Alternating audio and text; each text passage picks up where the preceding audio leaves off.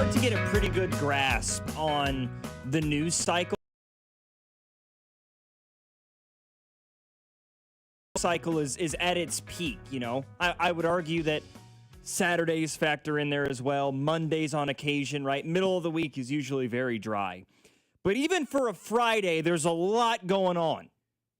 And I'm not sure the next 3 hours is even close to enough time to discuss it all. But we will do our best here on After Hours, 96.5 The Fan, your home for Kansas City sports. Logan Weber alongside my producer tonight, JT Noah. There's so much to get to today. We don't even have a guest booked for tonight's show. So it's going to be JT, you, and myself. Our text line, 913-586-7965. Let's get things kicked off with some Kansas City Chiefs-related news. It is still football season, as much as some of us are trying to deny that right now.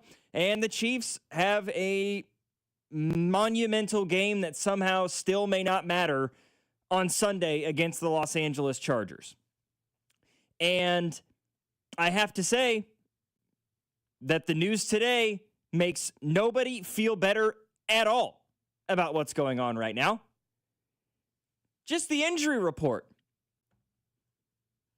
Obviously, no Wanye Morris. I think that was to be expected this week.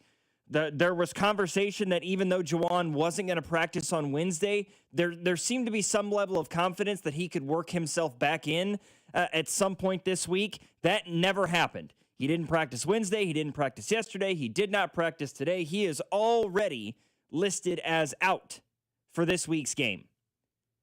So he went from being doubtful a week ago against the Texans to just a downright out this week. Is there a setback in there somewhere? I'm not sure exactly what happened. Unfortunately, the same thing has happened to Trey Smith, and this one is a much more evident setback. He was a full participant in practice Wednesday. He was a limited participant yesterday. He did not practice at all today. Trey Smith is already declared out against the Chargers. So that was your starting left tackle from last week, who of course went down after the first play in Wanye Morris, that gruesome looking injury. Your starting right tackle, who missed last week's game and is already going to be missing this week's game. And your starting right guard. Not only your starting right guard, the highest paid right guard in football, a guy that you believe is a Pro Bowl 45 caliber player, or I should say Pro Bowl all-pro caliber player in Trey Smith, who is going to be missing, I believe this will be his third or fourth missed start of this year now. And then you have, I guess, a little bit more of a surprising situation. Hollywood Brown, who has been listed on the injury report this week with an NIR, a personal issue, didn't practice Wednesday. He was limited yesterday, didn't practice today. He is not going to play on Sunday. So you're down 3 offensive linemen and probably your wide receiver 3. Wide receiver 4, depending on the context. Oh, goodness gracious. I don't like. Is that bad? Yeah, it's not good. Oh, okay. Yeah, I didn't think so. But I mean, the Chargers are dealing with injuries too. I mean, that's true, right? I mean, let's try to make everybody feel a little bit better. Darius Davis, a wide receiver for the Chargers, did not practice at all this week. He will not play. Troy Dye is listed as questionable after he was only a limited participant today. He didn't practice Wednesday or Thursday. Quentin Johnston, who had no injury designation up until today, came down with a groin issue, limited participant. He's questionable. Khalil Mack is questionable, despite the fact that he fully participated both yesterday and today. Elijah Molden is doubtful, and Trey Pipkins is doubtful. Neither of those guys practiced at all this week. So their status for Sunday's game is certainly not leaning towards their availability against the Chiefs. So yeah, you're right. There are some injury issues for the Chargers, certainly. But for this Chiefs team, you're already, I don't even want to call it thin ice. I feel like the Royals or the Chiefs, excuse me, somebody in the text line just mentioned the Jalen Royals, threw me off. It feels to me like the Chiefs, the ice is already broken from underneath them, right? They've collapsed now into the freezing cold water, and they are just trying to prevent themselves from going into shock and sinking under the ice.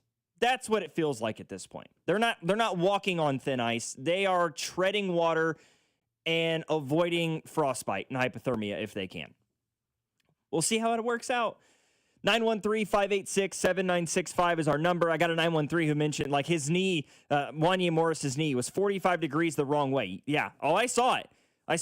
I mean, I think I said on Tuesday, or like when I was talking to my wife about it, I compared it to like what a wishbone looks like, except in the complete opposite direction of what it's supposed to look like. I mean, his foot and his hip were in front of where his knee was.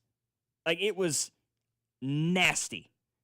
So bad they didn't show it on the broadcast, right? I mean, they refused to show it. You had to find yourself in the depths of Twitter to try to come up with that visual. I got an 816 that says, let's see what Royals can do with a full workload. I mean, I'm not totally against what you're saying, but also we haven't seen him at all. It's not like we've even seen him with a partial workload. I don't feel like now is the time to do that.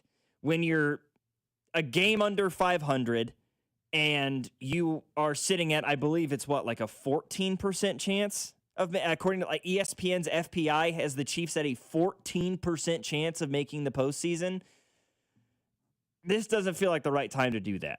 I expect to see a lot more of Tyquan Thornton. I expect to see more of Juju Smith-Schuster in this game.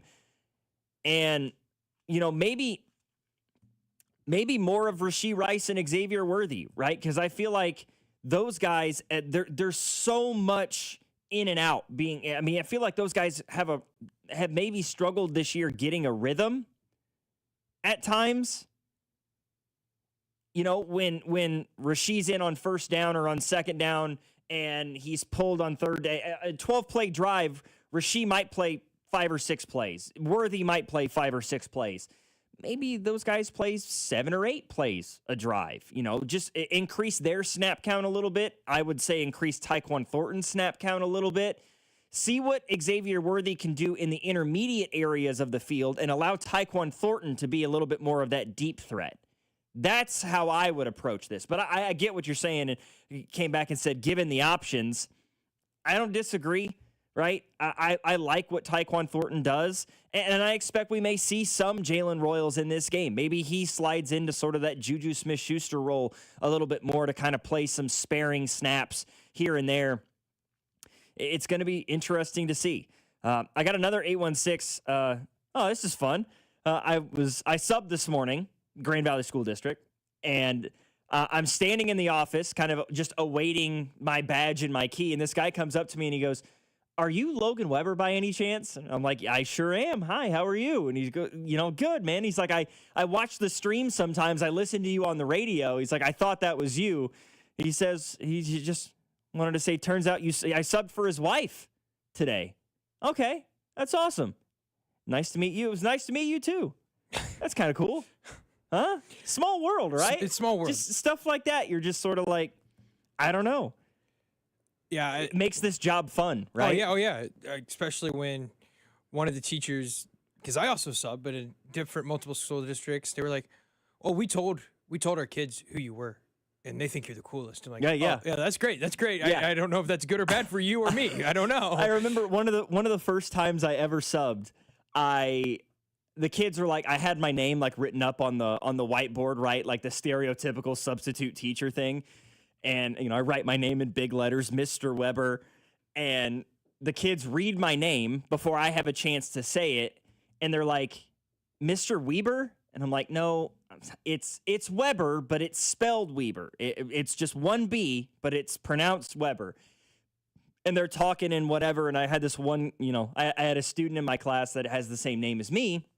And we're talking back and forth, and they put 2 and 2 together that, you know, okay, Weber is his last name. He just told us his first name's Logan. And all of a sudden, these children had my entire social media repertoire at their disposal, right in front of me. So these kids are just Googling and Facebook stalking me to the nth degree in the middle of this math class.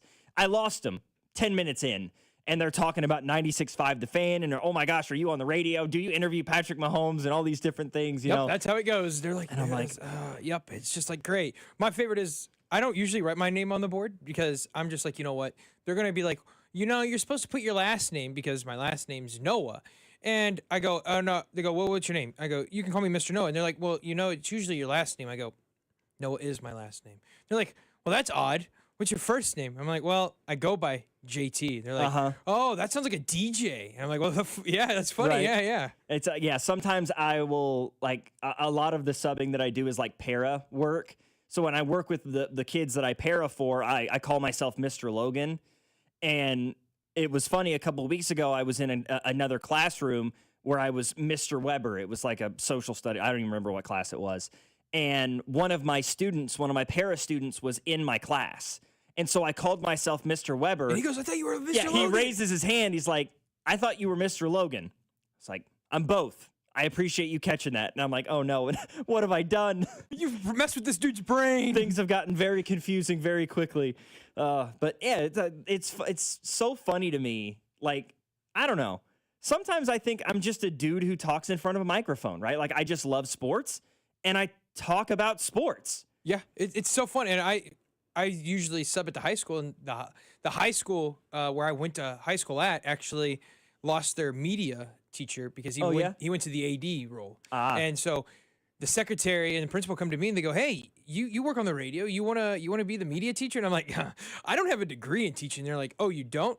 No, you don't have to have a degree to sub, guys. They're like, oh, okay, no, well, yeah. Yeah, I'm not. I know you can get like a certification. You can like test into it, right? Like you can take like a praxis test or something like that for like the core classes, though. I don't know how that would work for media necessarily. But I don't want to be a real teacher. I'm like, I'm okay with being a sub, you know? I totally go back and forth with it. But it's so funny to me that like the impact that you can have on like people's lives and things. Like, so my wife and I feel like we've gotten totally off topic, and I promise we'll get back. But about a month ago now, we had a water filter and like water softener system installed in our house. So the guy comes by and he's like walking us through the whole process and everything. And he gets onto the subject of like the pleasantries and stuff while we're mid-conversation. We're like working through the paperwork and stuff and, you know, trying to rack our brains over everything. And he asks us like the very simple question, like, what do you guys do for a living? You know, and my wife starts, and my wife is a speech language pathologist. Yes, she's way smarter than me. I know that you were asking that question to yourselves, or maybe you weren't asking, you were just automatically assuming. Let me confirm it to you. She is way smarter than me. And, you know, she talks a little bit about her career, and then the guy comes to me and he's like, well, what do you do for a living? And I said, well, I work in sports radio. And he's, you know, his eyes get real, Whoa, his eyes yep. get real big, and he goes, what station do you work for? I was like, I work for 96.5 The Fan. And he looks at me, and he's like, the wheels are turning. I can see it. All of a sudden he goes, are you Logan Weber? Do you do after hours? And I'm like, yes, I do. And it was nuts. I mean, he was talking to me about things I had said on the radio. Like, he was telling stories that I had told about subbing 6 months ago. He was mentioning you guys by name to me. He was talking about you when you work with Jacob or when you work with JT. And I'm like, oh my God, this is so weird, right? Like, you just don't think about that in the moment. Like, I just love talking about sports. And so this is what I love to do. And I guess you just never realize like the kind of impact you can have on other people. And like when occasionally I will talk to my students about what I do, my quote unquote other job, as I call it. And they just think that it's the coolest thing in the world. Like, you get to go to press conferences, you know, and like ask Patrick Mahomes and Andy Reid questions. And I'm like, yeah, Yeah, I do. I'm in the press box at Arrowhead, and I'm in the locker room after the games, and I'm like, I connect my phone to the smart board, and I'm like showing them pictures and stuff from the press conferences. It was Dude, so it's funny. so cool. I went to my fiance's I guess you want to call it job party. Like we had ours on Friday night. Then hers was that Saturday night, and we were at Zenzetti's, and she's a special ed teacher for the Shawnee Mission School District. Well, her principal's coming around and saying hi, and she introduces me, and her husband goes, "What was your name?" JT, no, he goes, "No crap, 96.5 The Fan." I'm like, yeah. I'm like, and then we were talking. I was like, I think I'm going to get you on the good side of the principal no matter what happens. If her husband loves you, he goes, I have it queued in our van just so when I get in, I can turn it on. That's like, so funny. He's like, you were with Bink the other morning. I was like, yeah, I was. He goes, y'all were talking so much fun. I loved it. I was like, yeah. It's one thing when like somebody like acknowledges what you do, because like I understand. Believe me, I know that like what we get to do every day is pretty damn cool.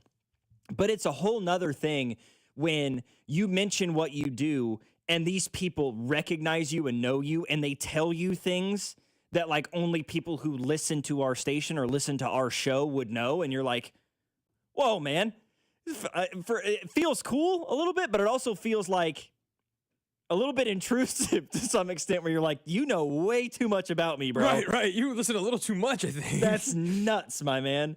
Oh, it's crazy. 913-586-7965 is our number. We'll continue to go through the text line. We got a lot of messages that I want to get to here. Some of them teaching related, some of them sports and Chiefs related. I promise you we'll get to as many of them as we can. But I want to talk about the Royals at some point too, because the Royals are not quiet this offseason. Thank God. We need something. They are doing some things. A free agent acquisition. Time will tell if it means anything.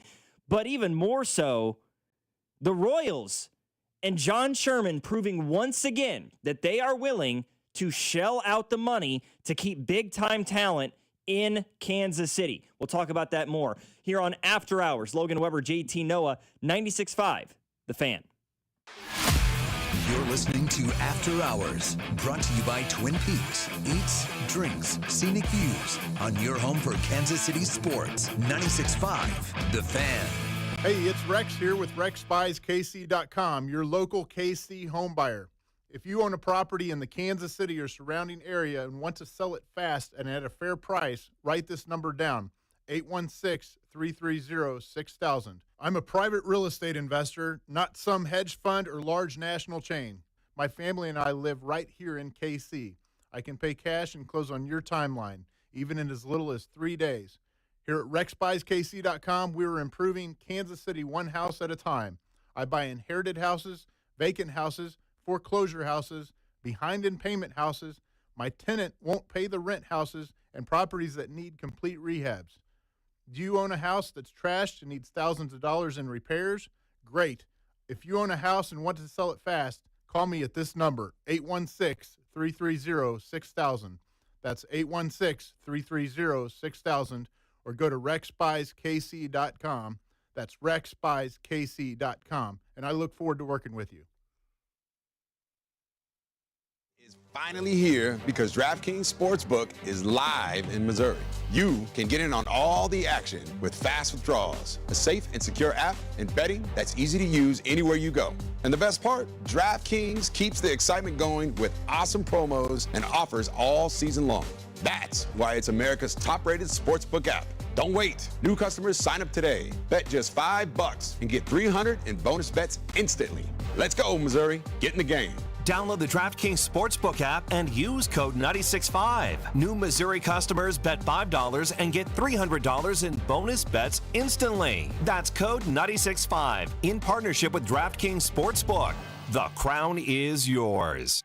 Gambling problem? Call 1-800-GAMBLER. 21 and over. Physically present in Missouri. Eligibility and restrictions apply. Terms at DraftKings.com/sportsbook. Bonus bets expire 7 days after issuance. For additional terms and responsible gaming resources, see sportsbook.draftkings.com/promos. Are you like everybody else in the world who has no idea what to get everyone for the holidays? Well, you're in luck. We got you. Hands-free Skechers slip-ins. Because with hands-free Skechers slip-ins, you just step into them and they're on. There's no bending down, no touching, no fuss. Plus, Skechers slip-ins come in everyone's favorite styles and colors. And you can get slip-ins everywhere stylish footwear is sold, including a Skechers store. Or if you're too busy to shop in person, just get them online at Skechers.com, Amazon, and more. Hey, I'm Mike Slater. My dad passed away at the age of 63. It's out of nowhere. Had a stroke. Super hard, obviously, for the whole family, but my dad had life insurance. This is why I have life insurance for my family, for my wife and 4 kids. And the best place to get life insurance is ethos.com because you can do it in 10 minutes. And there's no medical exam and no blood test, just a few health questions. Get life insurance in 10 minutes so your family is protected. Ethos, E-T-H-O-S, ethos.com/life. Tonight will be partly cloudy with a low of 24. Weather brought to you by Staples. Have an easy holiday at Staples. Save on top tech and gaming gifts, shipping supplies and services to get your packages there safely, even custom cards and wrapping paper. Staples. That was easy. So, you're saying there's a chance. Caught by Kelsey at the 30. Spins back up. Hey, Kelsey at the 15-yard line. Kelsey at the 10-5. Touchdown! Kansas City in the biggest AFC West game in 5 years. The Chiefs put the hammer down. Listen to the Chiefs and Chargers with pregame starting at 9, kickoff at noon, all right here on your home for Chiefs football. 96.5, The Fan.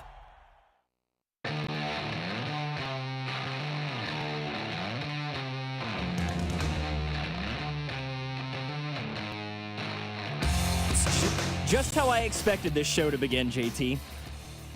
We start out talking about the Chiefs, and then all of a sudden we end up on a 10-minute conversation about substitute teaching and people recognizing us in public. Yeah, crazy.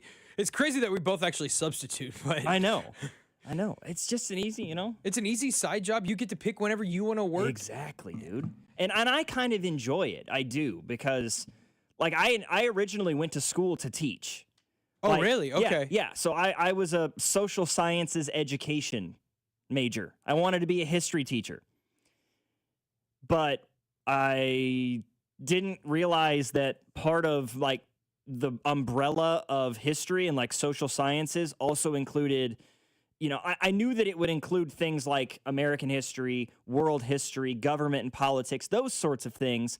I kind of thought maybe geography, which is under the umbrella. What I didn't know was that economics would fall under that category. So like micro and macroeconomics. For those of you who've taken microeconomics, you know exactly what I'm saying to you right now. Have not taken. Macro, super easy. Micro, a nightmare. Oh, really? It's the worst. Absolute worst.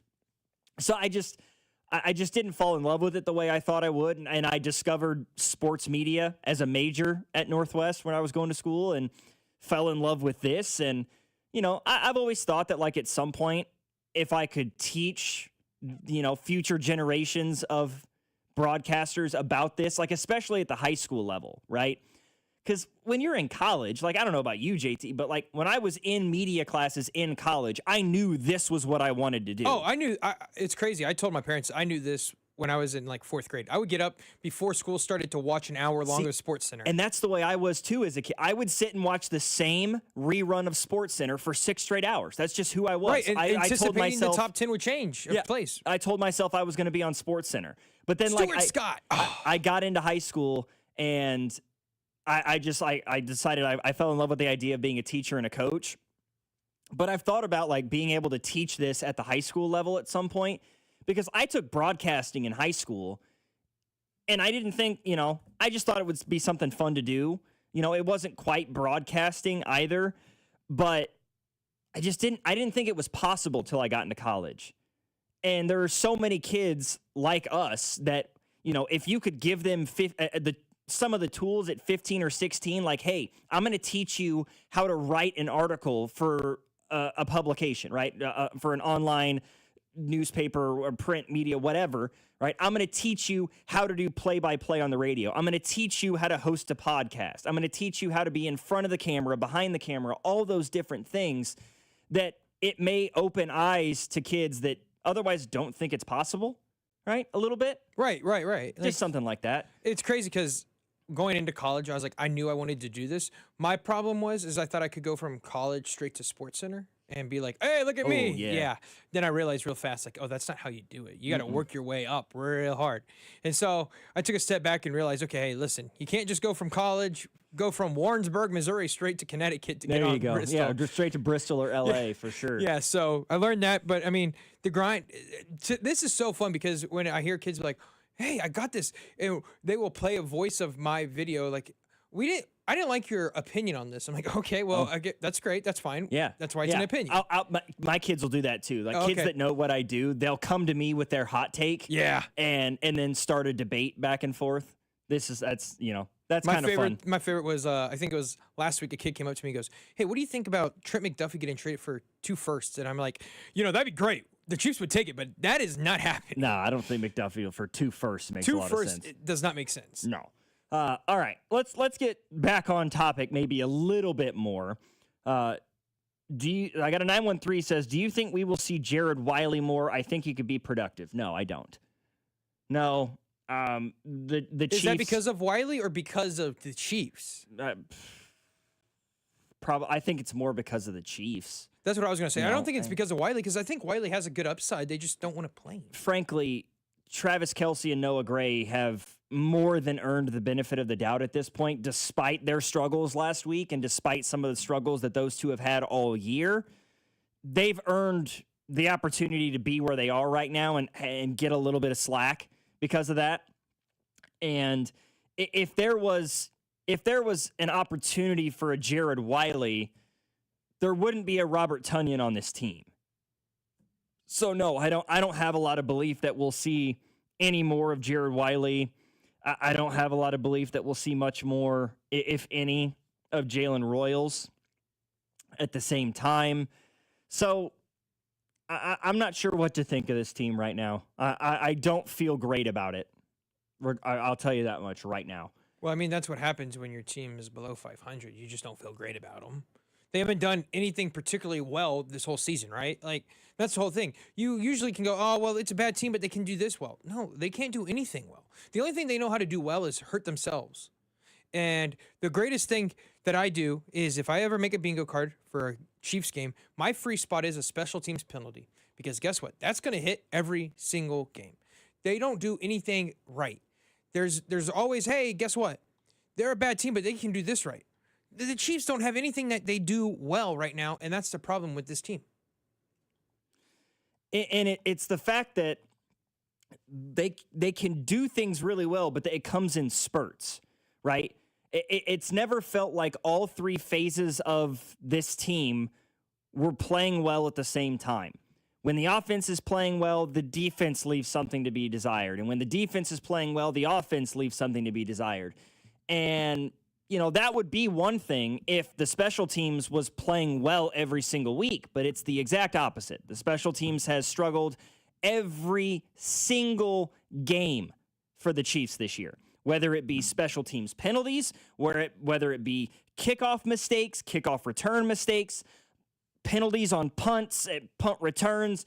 It's just been an absolute cataclysmic nightmare all year. The things that have made this Chiefs team great for so many years have ultimately become their downfall because they're no longer doing those things. And it's mind-boggling to sit and watch. 913-586-7965 is our number. I got somebody in the text line says, may as well talk about the Royals. We'll do that.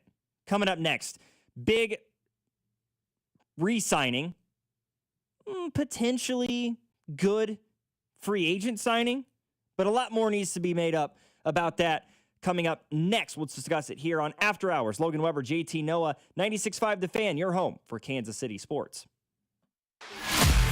You're listening to After Hours, brought to you by Twin Peaks. Eats, drinks, scenic views on your home for Kansas City sports. 96.5 The Fan.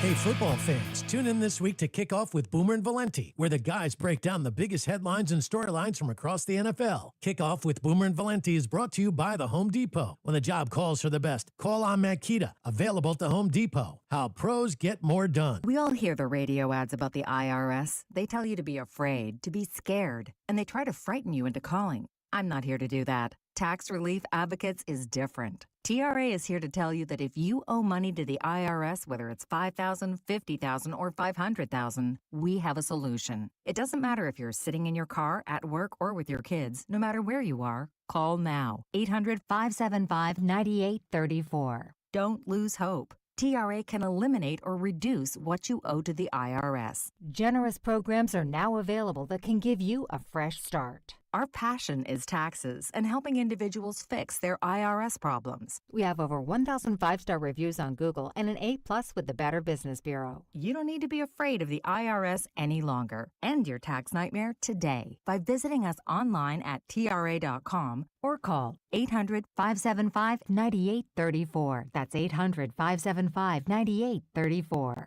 Tax Relief Advocates. Real solutions for real people. Legendary doesn't happen by chance. It happens because it's what BetMGM does. Sign up for BetMGM and check out all the exciting new ways you can make this football season unforgettable. Enjoy our all-new app design and same-game parlay builder, which will take your experience to a new level. Earn BetMGM rewards points from your bets, take advantage of football promos found nowhere else, like a second chance offer on a first touchdown bet, and keep an eye out for rewards dropping in your account throughout the season. Never settle for ordinary. Sign up today. BetMGM. Make it legendary. BetMGM and GameSense remind you to play responsibly. See BetMGM.com for terms. Must be 21 years of age or older to wager. Gambling problem? Call 1-800-GAMBLER. Available in the U.S. For New York, call 877-8-HOPE-NY or text HOPE-NY 467-369. For Arizona, 1-800-NEXT-STEP. For Massachusetts, 1-800-327-5050. For Iowa, 1-800-BETS-OFF. For Puerto Rico, 1-800-981-0023. Subject to eligibility requirements, promotions may vary by market.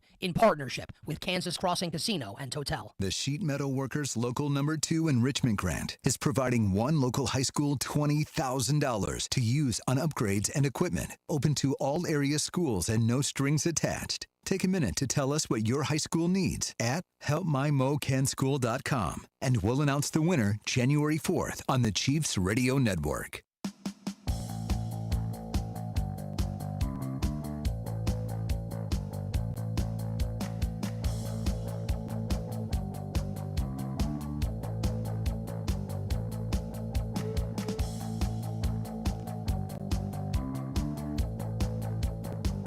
Well, if you ever needed an example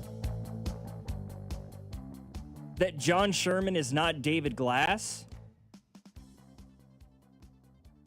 I would look at an example such as today. Couple of big stories surrounding the Kansas City Royals. The first, and I guess I'll lead with the less hard-hitting of the two, and this actually came out yesterday. Royals signed Lane Thomas to a 1-year deal worth, I believe, like $5.25, somewhere around there, $5.25 million. Of course, Thomas has spent the last year plus for playing for the Cleveland Guardians, AL Central rival, but began his career actually with the St. Louis Cardinals. After he was drafted by the Blue Jays, he then spent 2.5 years with the Washington Nationals. I'd say 3 years, actually, with the Nationals. And then last trade deadline, he got sent over to Cleveland. And I'll be completely honest. If this deal works, great. I just don't have a ton of confidence that it's anything more than just a platoon guy. Like, I think that the move to acquire somebody like a Lane Thomas directly coincides, in my view, with Mike Yastrzemski going to the Braves. I feel like they wanted to get Yaz back. He decides to take more money and go to Atlanta. Can't fault him. So the Royals are looking at, okay, who can be that platoon guy in right field with Jack Caglione, right? Who can be that guy that can come in and do some different things when we need him to, right? Be a right-handed bat and maybe give lefties a little bit more trouble when they need him to. It's just that if they were signing Lane Thomas after what he did with the Nats in 2023, that's one thing, right? His last big year, maybe his only big year in Major League Baseball, was that 2023 season in Washington. He played 156 games. He hit .268 with a .783 OPS, and he hit 28 home runs. However, in the last year or so, there's been a little bit less of that. Despite spending a year and a half with the Cleveland Guardians, he only played 92 games. He only played 39 games for the Guardians this year. Some of that was injury-related, certainly, but he hit 160 with a .246 on-base percentage. It's a lot of, $5.25 million to give to somebody who hit 160 in only 140 plate appearances feels like a lot. You know, if the hope is for a bounce back of sorts, great. If he can return to form, the form that we saw in 2023 or even like in 2022, at age 26, he hit .240 with a .700 OPS. Okay, for a platoon guy, sure. Play some center field on days Isbell might need a day off. Play some right field on days where Cags needs a day off. Fine. The last thing this needs to be is a scenario where somehow Lane Thomas is playing left field every day. That's a nightmare scenario for the Royals. But that leads us to the biggest news for the Royals today. Hey, I want to stop you real quick. Lane Thomas. Go. Lane Thomas, don't forget, hit a grand slam off Skubal in the postseason last year. That's true. He did. He was a postseason hero for the Guardians. Yeah. We need a postseason hero here. Salvi's going to... We need guys that can get us to the postseason. Well, that is true. That is true. The postseason hero doesn't matter if we don't get to October. Okay, fine. But I'm just saying, Lane Thomas, the only thing I remember him for is hitting a grand slam off Skubal in the playoffs. I do recall that. Okay. That's fair. And I mean, Texter's right. They're hoping for a bounce back year, and he is a platoon guy. Probably platoon in center field with Isbell. I would imagine you probably want him to be in right. I mean, best case scenario, I feel like is... if he can platoon in center, does that mean you're going to try to platoon like a Drew Waters in right field? I don't know. And fair point.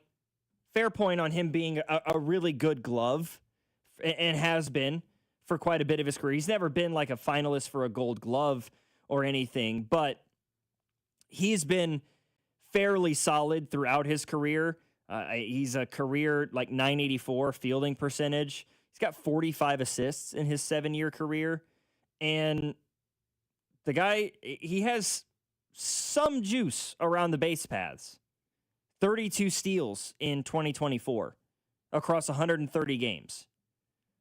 So, he's got plus power when he gets bat to ball. He's got plus speed along the base paths. See how healthy the guy can stay. I see a little bit more of the $5 million, taking a peek at it a little further. But this all leads me to the bigger of the two stories surrounding the Royals in the last 24 hours. According to Ann Rodgers of MLB.com, Kansas City and Maikel Garcia in agreement on a 5-year, $57.5 million response. Whoa, whoa, whoa, whoa. An extension of $57.5 million. Guaranteed. Fully guaranteed. There are incentives, escalators in the contract that could actually value that 5 years as high as $85 million. He, of course, has earned it after the season he had a year ago. Hit .286 with a .351 OBP, 16 homers, 74 RBIs, 23 stolen bases. He was a finalist for the Gold Glove at third base. He was a finalist for the Silver Slugger at third base. He was an all-star.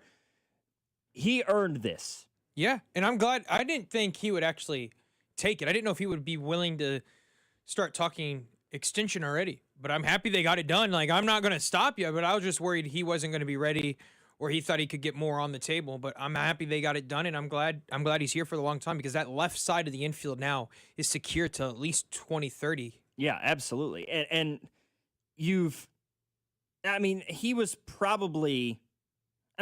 to be with the team, I think, regardless, right? He's entering his first year of arbitration this year. He will have, he was not going to be a free agent until after the 2029 season anyway. I thought arbitration was 3 years, so I thought he would be gone after the 2028, but okay. Yeah, it's weird how it shakes out. He would have been his first. I apologize. His first year of arbitration was this year, right? So he had 4 years of arbitration. Not exactly sure how that works because I think I'm with you on it only being 3 years. Maybe this was his last year of pre-arb, but Spot Track says it's an arbitration year. So they have completely bypassed that. He will make $11.5 million base in luxury tax per year, beginning this year through the 2030 season. It also includes a 6th-year club option for another $11.5 million. So if the Royals pick that up for his age 31 season, he wouldn't become a free agent until 2032 at age 32. Then you can move on if you want to, or you could retain him. But, you're getting him in his prime, and that's what you wanted. Absolutely. Now, we can all look at the next guy that we're hoping gets an extension in Kansas City. And I'm assuming he's an Italian. He does happen to be Italian. And he does have a little monster that comes out up on top of the Hall of Fame. It's true. It's true. He's considered somewhat of a, mystical? shall I say, VinFL insider? Oh, VinFL, yeah. You see what I'm getting at? Yeah. Yeah, of course we're talking about Vinny Pasquantino. Yeah.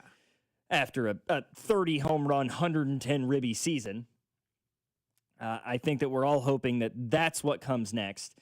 But it's really been a lot of fun to see that John Sherman is putting his money where his mouth is a little bit, right? And that's a strong deviation away from previous ownership regimes that the Royals have had, at least in the last 20, 25 years, in that, I think everybody after the Royals won that World Series in 2015 would have said, pay the money to keep these guys around. Well, you let Zobrist walk, you let Cueto walk, you re-signed Gordo, all well and good. As much as I love Alex Gordon, he's a Royals legend, and he should have been a Royals lifer for sure. I think I would have rather seen them bring back Zobrist or Cueto than Gordon, but I digress. You didn't pay Zobrist, you didn't pay Cueto. Hosmer, okay, I guess, I get it. That you re-signed him or that you let him go? That you let him go. Yeah, he didn't do much with San Diego. I'll tell you that much. San Diego is not a fan of him. No, you're right. But, he was, by the time he became a free agent, he was the best player on the Royals team. Oh, for sure. I don't know. If you want to argue Lorenzo Cain, for 14 and 15, yeah, it's low Cain. But by the time Hosmer had exited Kansas City, he was the best player on the team at that point. And the Royals let him walk. You let Lorenzo Cain walk. You let Moose walk, right? You retained Salvi. But that's not what John Sherman is doing right now. If Eric Hosmer was the best team on that Royals team, it's obvious that Bobby Witt Jr. is the best player on this Royals team. And he refused to let him go. He let Soria go, right? The previous ownership. Let Joakim Soria out the door. Let Greinke out the door. Let Beltran and Damon and the list goes on and on and on and on and on. That doesn't seem to be what they do. If they hit on guys, they pay them to get them to stick around. That's become a trend. If they sign guys and they perform well, they are willing to give the money to keep those guys around, right? You gave Lugo the 3 for 45, and he becomes a fantastic player, and you're like, okay, let's give him 2 for 46 on an extension to keep him around long term. You brought in Waka for 2 years. He plays well. You give him another 3 years. That's a strong deviation away from what the previous ownership group was doing. And I hope to God that it continues with the re-signings of a player like a Vinny Pasquantino, right? The restructuring of Salvi's contract to make sure that he didn't go anywhere. You still paid him a very, very fair wage for his services at his age. John Sherman is willing to spend more. And I feel like, at least for me, and I can't speak for everybody, obviously, it has allowed for me to be much more open to the stadium conversations. Because it's like, if Glass would have come to everybody with that in 2012, and it's like, really? We're in the bottom 5 of baseball in payroll.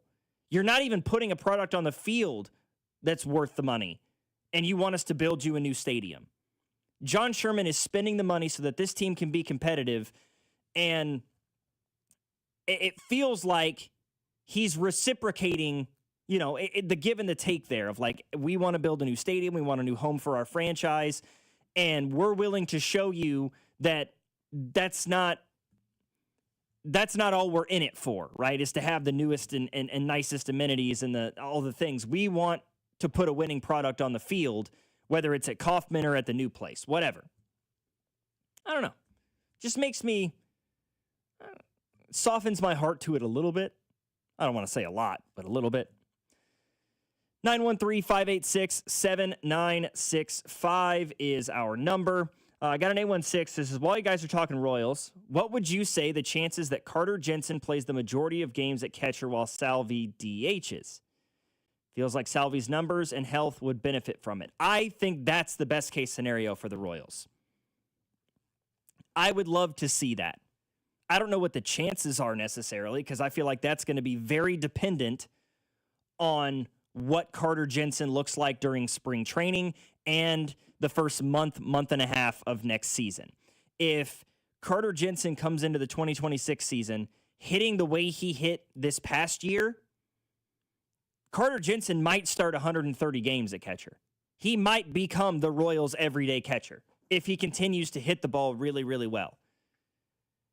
And I think that that's great for the Royals because you can make Salvi the catcher, or the DH, excuse me.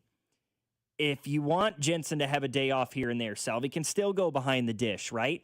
He can go play some first base if Vinny needs a day off, whatever. And you can continue to put Jack Caglione in right field and give him more opportunities after opportunity after opportunity to continue to get comfortable in that position. Because if you are able to ink an extension with Vinny this offseason, Vinny Pasquantino is going to be your starting first baseman for the next 3, 5, 6+ years, which means Jack Caglione has got to become a right fielder at that point. He's not really left with much choice. Also asked, do you think they'll play Cags for many games? I don't really think his bat was there last season. Yeah, I think they will. I think that, his bat in AAA was way too good to leave down there. In both stints, he was hitting the absolute cover off the baseball. So he's obviously better than that level. I don't know if it was the pressure of making the jump that early in his career on a team that was contending and needed him to produce in order to get into the postseason. On top of the fact that the guy's barely been playing right field for a year now. It's a brand new position for him that he began learning in the minor leagues, and all of a sudden he's in right field at Kauffman Stadium when he was playing college baseball, pitching and playing first base a year ago. Just seemed like there was a lot there. But he's now had the entire rest of the fall, right?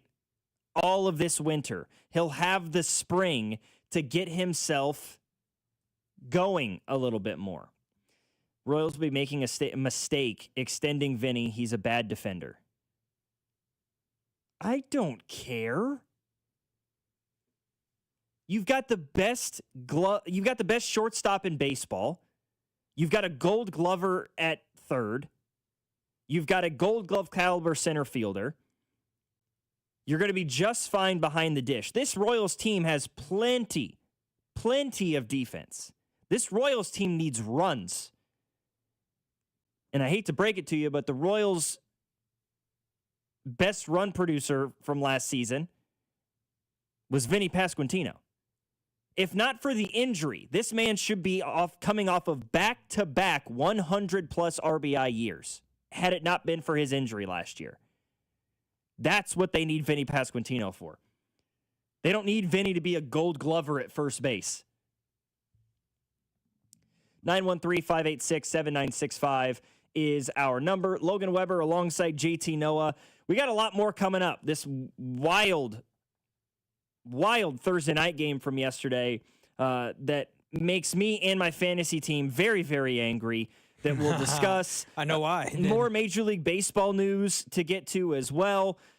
Obviously, looking at the NFL for Week 16, college basketball, so much to discuss on the program tonight. 96.5 The Fan, your home for Kansas City sports. You're listening to After Hours, brought to you by Twin Peaks. Eats, drinks, scenic views on your home for Kansas City sports. 96.5 The Fan. FanDuel Friday is turning it up with an NBA happy hour every Friday from 6 to 7:30 p.m. Eastern Standard Time. FanDuel is dropping limited time specials to get you in the zone. Boost, bonus, surprises, all designed to give you that Friday energy. This isn't just another promo. It's your weekly pregame NBA happy hour every Friday, 6 to 7:30 Eastern, only on FanDuel, an official sportsbook partner of the NBA. So visit FanDuel.com/KFNZ. Use my promo code to grab your reward before the clock expires. Celebrate the beginning of the NBA season in style. FanDuel is the official sportsbook of the NBA and also 96.5 The Fan. 21 and present in Kansas. Opt-in required. Rewards are non-withdrawable. Restrictions apply, including bonus and token expirations, league requirements, and max wager amount. See terms at sportsbook.fanduel.com. FanDuel is offering online sports wagering in Kansas under agreement with Kansas Casino LLC. Gambling problem? Get up with your best bet. Call 1-800-522-4700. Visit kansasgamblinghelp.com. Save up to $4,500 with Hamilton Plumbing, Heating, AC, and Rooter, thanks to limited-time tax credits and special incentives on energy-efficient HVAC systems. But don't wait. Those federal tax credits expire after December. Upgrade your heating and cooling system, and you can enjoy lower energy bills and year-round comfort. Over 40 years experience and more than 8,000 five-star reviews are great reasons to trust Hamilton. Visit callhamilton.com/radio for details, terms, and conditions, and lock in your savings before time runs out. License number 2025-11121. This is the story of the one. As the purchasing manager at a manufacturing plant, she knows the only thing more important than having the right safety gear is having it there when you need it. That's why she partners with Grainger for auto reordering, so her team members can count on her to have cut-resistant gloves on hand, and each shift can run safely and efficiently. Call 1-800-GRAINGER, click Grainger.com, or just stop by. Grainger, for the ones who get it done. Honey, that flu keeping you up? Did you take NyQuil Intense Flu? Nah, I got this. Okay, I don't got this. Yeah, you need NyQuil Intense Flu. Undo your flu with NyQuil Intense Flu. NyQuil Intense Flu provides powerful relief of your flu symptoms so you can sleep. You do got this. NyQuil Intense Flu. The nighttime sniffling, aching fever. Best sleep with the flu medicine. Use as directed. Keep out of reach of children. You're listening to 96.5 The Fan from the DM Injury Law Studios. Mike's got this.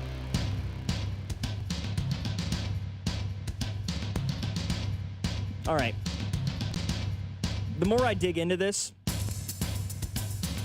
the more I disagree with this whole Vinny is a bad defender conversation.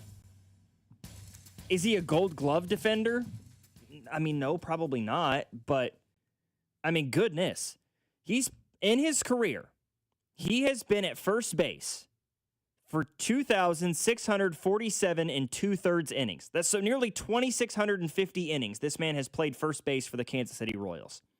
In that time, he has 2,352 putouts, 161 assists, and 9 errors. That is a fielding percentage of 99.6%. His range factor per game, right, which is your putouts plus assists divided by the number of games played, has led the American League in back-to-back seasons. Doesn't sound like a guy that's a bad defender and And something the text line brings it out. I mean, that man has done some acrobatic things to try to come up with a ball at first base. I mean, the number of times that man has nearly done the splits, which is, I mean, that position's enough to make a grown man cry in order to get a put out at first. I don't think Vinny Pasquantino is a bad defender. But I stand by the statement of, like, even if he was, I still don't care. He's a career 266 hitter with a 333 on base percentage. His OPS is approaching 800 with 32 home runs last year and 113 RBIs. And he had 97 RBIs in 2024. The guy averages for his career. Noah, wow. Just Noah. Yeah. I was. You flipped my name. I see what you did. I was, I'm used to being in the classroom. I'm used to reading the last name first sort of thing. Okay. I didn't. I just completely screwed it up. His 162 game average, according to Pro Baseball Reference, is 27 home runs and 100 RBIs a year. That's his 162 game average.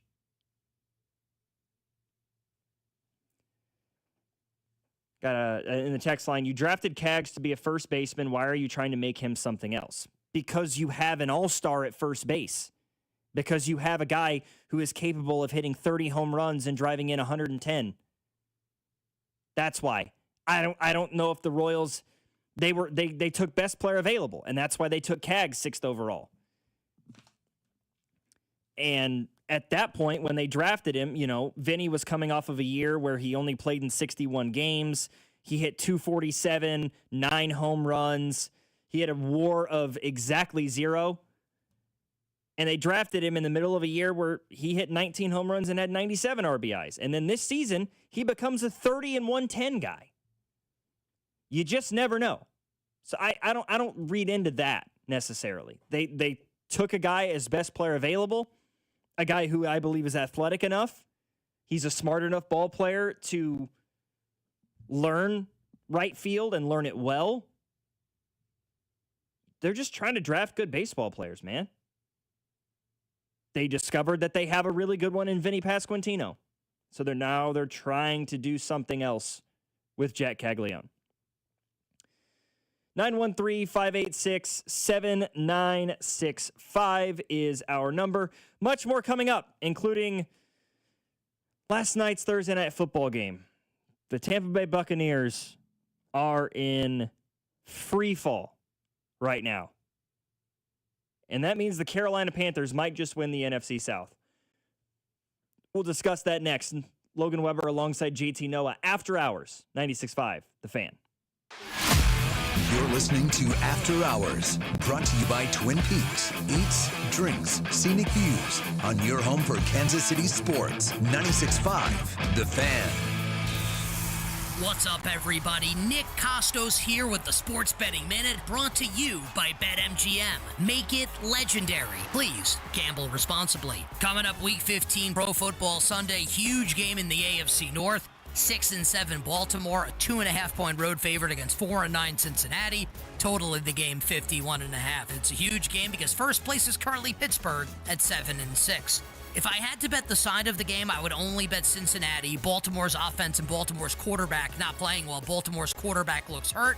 I'd rather bet the under in the game, though, if that's going to be the case. So coming up on Sunday, let's go under 51.5. Under with Baltimore at Cincinnati. That's it for this Sports Betting Minute, brought to you by BetMGM. Download the BetMGM app today, and please gamble responsibly. BetMGM and GameSense remind you to play responsibly. See BetMGM.com for terms. 21 plus only. Kansas only. Please gamble responsibly. Gambling problem? Call 1-800-GAMBLER. In partnership with Kansas Crossing Casino and Hotel. Hey, football fans, tune in this week to kick off with Boomer and Valenti, where the guys break down the biggest headlines and storylines from across the NFL. Kick off with Boomer and Valenti is brought to you by the Home Depot. When the job calls for the best, call on Makita, available at the Home Depot. How pros get more done. Legendary doesn't happen by chance. It happens because it's what BetMGM does. Sign up for BetMGM and check out all the exciting new ways you can make this football season unforgettable. Enjoy our all-new app design and same-game parlay builder, which will take your experience to a new level. Earn BetMGM rewards points from your bets, take advantage of football promos found nowhere else, like a second chance offer on a first touchdown bet, and keep an eye out for rewards dropping in your account throughout the season. Never settle for ordinary.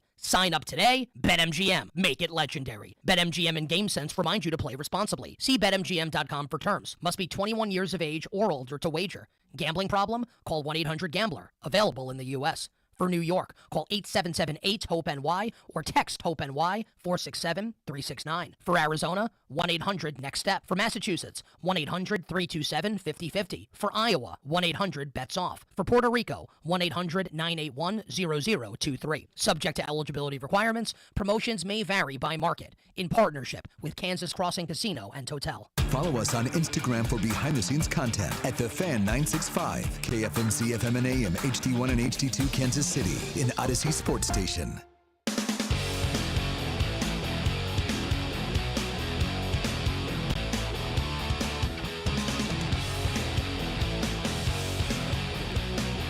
I'm going to make a bold statement right now. I think Kyle Pitts might be the most frustrating player in the history of fantasy football. And I'm not sure that's a hot take. He might be the most frustrating guy in all my years of playing fantasy football. And that dates back nearly 20 years. I started playing fantasy football at 10 years old. He is so frustrating. But boy, if he didn't make some history last night. Falcons beat the Bucks yesterday, 29-28, behind, good God, everybody for the Atlanta Falcons. Is it fair to say that? I mean, Tampa Bay, their defensive philosophy was none. Just didn't get off the bus, it seemed like. The Falcons had 17 penalties and still won this game. Yeah, because they had 476 yards of offense. They had a 3rd and 28 on their final drive and converted it in 2 plays. Someone goes, hey, they broke the 3 and 28 curse. The 28-3 curse, yeah. Dude, I mean, it was awful. The Bucks defense was awful. Atlanta averaged 7.2 yards a play. In this one. 365 yards through the air, 111 yards on the ground. They were 4 for 4 on the red zone. I'll correct you, JT. They didn't have 17 penalties. They had 19 penalties. Oh, my bad. Tampa Bay had 4, and Atlanta still won the football game. Home field cooking. Both teams turned it over just one time. Well, the coaching was malpractice for Tampa Bay. I'm sorry. That the last 2 drives they had, inexcusable coaching. You get the ball at your 40-yard line because of a kick out of bounds, and you decide to throw the ball 3 times, and then Baker throws an interception. Why are you not running the football with Bucky Irving? I don't understand what you were doing with the run game. You have the ball, run the ball, and bleed the clock. Instead, you throw it 3 times, and guess what? The 3rd time, it's intercepted. And you want to know what's fascinating about that? Is that after the game, Todd Bowles, in his post-game press conference, goes on a profanity-laced tirade, blasting his players, told them to, I think at one point he's like, look in the mirror to his own guys after you conducted coaching malpractice in the 4th quarter. You got to bleeping care enough where the bleep hurts. It's got to bleeping mean something to you. It's more than a job. It's your bleeping livelihood. It's your livelihood too, Todd. Todd, get out of here. I would have him fired by tonight, but guess what? They didn't do it. I'm so sick and tired of coaches acting like it's not their fault. And you're a defensive-minded head coach. Your defense gave up almost 500 yards to Kirk Cousins and the Atlanta Falcons. Okay, you gave up 373 passing yards, -8 for a sack, to Kirk Cousins, who hadn't played like at all this year before Michael Penix went down with the injury, and you gave up 166 yards and not one, not two, but a hat trick. 3 touchdowns for Kyle frickin' Pitts. Hey, man. And you're a defensive-minded head coach, Todd Bowles. Look in the mirror. Take your own advice, bud. He goes, sometimes it's not on the coaches. Sometimes the players have to step up. What? You're not putting them in great spots. You are a coach. You're the one that's supposed to put them in the spots to win games. And guess what? You failed them miserably yesterday. Not only did I think the Falcons at first, maybe I'm in the minority here, did a malpractice because I didn't think you should have gone for 2 on the first touchdown to make it, if you would have got it 28-22. So instead you go for it, you miss it. Now it's 28-20. Then they scored another touchdown. Oh, wait, they missed it. So it's 28-26. And you know what you did? You said, you know what? Let's give it back to them. Let our defense ride. And your defense did nothing. Your defense literally got a sack. And Logan, I don't know if you agree with this, but did you think he should have accepted the penalty after the sack on the final drive? So he got the sack. It would have been 3rd and 18. Instead, he accepted it, and it got to 2nd and 28. No, you probably declined that penalty. I thought you declined it too, but he accepted it. Guess what? 3 plays later, you got a first down. I think that the down matters more than the distance in that scenario, at least in my view. Right, because then you only got 2 plays. Now, obviously, people are going to be like, well, on 2nd down, it was an incomplete pass, so it was 3rd and 28, so it should have favored them. I get that, but the problem is it would have been 3rd and 18. They have to feel the pressure more there than on their 2nd down play. Whether or not we can agree on that or not, I don't care. Todd Boyles needs to be fired, and he should have been fired yesterday, not today. It was not a good look for him. And if they fumble the NFC South, he's gone. There's no way he sticks around. Somebody in the text line says, get off his back. His coaching was on point and made me a boatload of money. So you took Falcons money line? Okay, buddy. Maybe he lost me a lot of money. Do you not think about that? Oh, that's funny. But, I mean, good Lord. Kyle friggin' Pitts, man. This guy did nothing for my fantasy football team all year. All year. I went 6-8. Right? I missed the playoffs. I was literally 1 spot out. Top 6 guys got to the postseason. I finished in the 7 spot. So I'm in the consolation bracket at the moment. Most points in a game Kyle Pitts had all year this year was 18. He is fresh. Here is the last 6 games for Kyle Pitts. 7.8, 5.8, 3.4, 4.5, 15.2 against the Jets 2 weeks ago. Last week, he had 15 against Seattle. 45.6 fantasy points for me against Tampa last night. And I'm in the consolation bracket. Buddy, his team doesn't even have anything to play for either. They were just eliminated last week, and he's doing that. Could you have just done that in like a week 12 game when it would have possibly leapfrogged me from 6-8 to 7-7 and just snuck me into the playoffs potentially? No. Now I'm just here battling to not get last place. Kyle Pitts did yesterday, JT. He became the first tight end to have 10+ catches, 150+ yards, and 3+ touchdowns in a game since Shannon Sharp in 1996. 30 years. First tight end to do it in 30 years. And just the 5th tight end ever.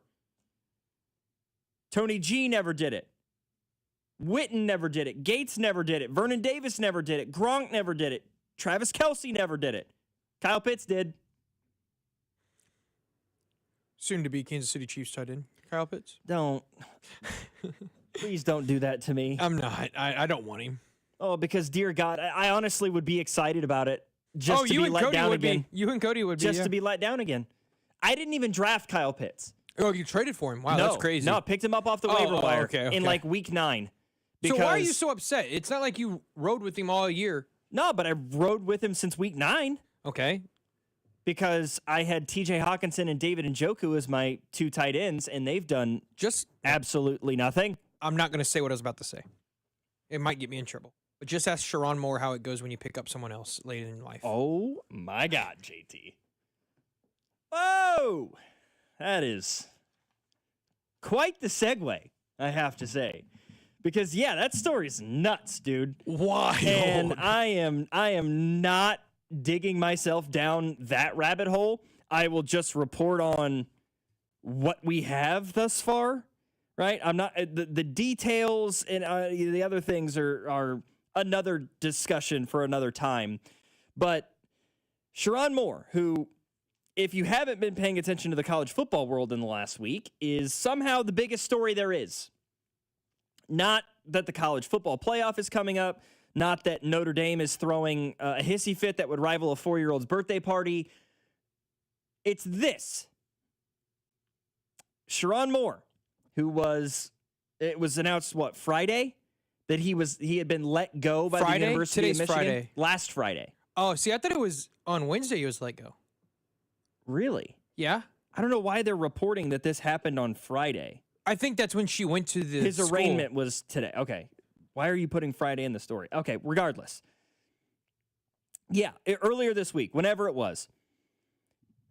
Now, I will say, however, that they did formally charge him today. Yeah, they did. He was formally charged with third-degree home invasion and 2 misdemeanor counts: stalking in a domestic relationship and breaking and entering. He was released on bond, a $25,000 bond, after his arraignment. He was fired earlier this week for, quote, an inappropriate relationship with a staff member. He allegedly like broke into this woman's apartment. This woman who reportedly was a staff member of his at the University of Michigan. Reports are that they had a multi-year relationship. I will throw out the detail that Sharon Moore is married, has been for 10 years, and has 3 children. Kids. He allegedly, after being fired, he drove to this woman's apartment, forced his way in, and threatened to harm himself, threatened to end his own life, and make her watch. He then left, and yeah, I mean, it's an absolutely bizarre story. Terrible, no good. I mean, prosecutors detailed, an intimate relationship that he worked with for a number of years before she ended the relationship on Monday of this week. And then on Wednesday, he's fired. Yeah. The prosecutor alleged that after the split, this is all according to ESPN. This is from Dan Wetzel and Pete Thamel of ESPN. That after the split, he began berating this woman with calls and text messages. That according to prosecutors, prompted the woman to come forward with details of the relationship and evidence, as well as her admission. And that led to the university firing him, saying that he violated both his contract and his university policy.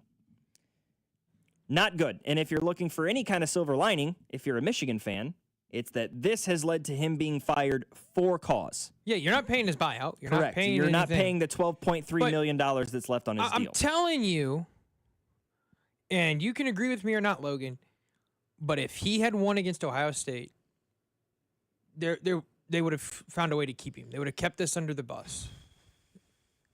They wanted this to happen. They wanted to fire him, I bet you, last year, but he beat Ohio State. Then he won the bowl game.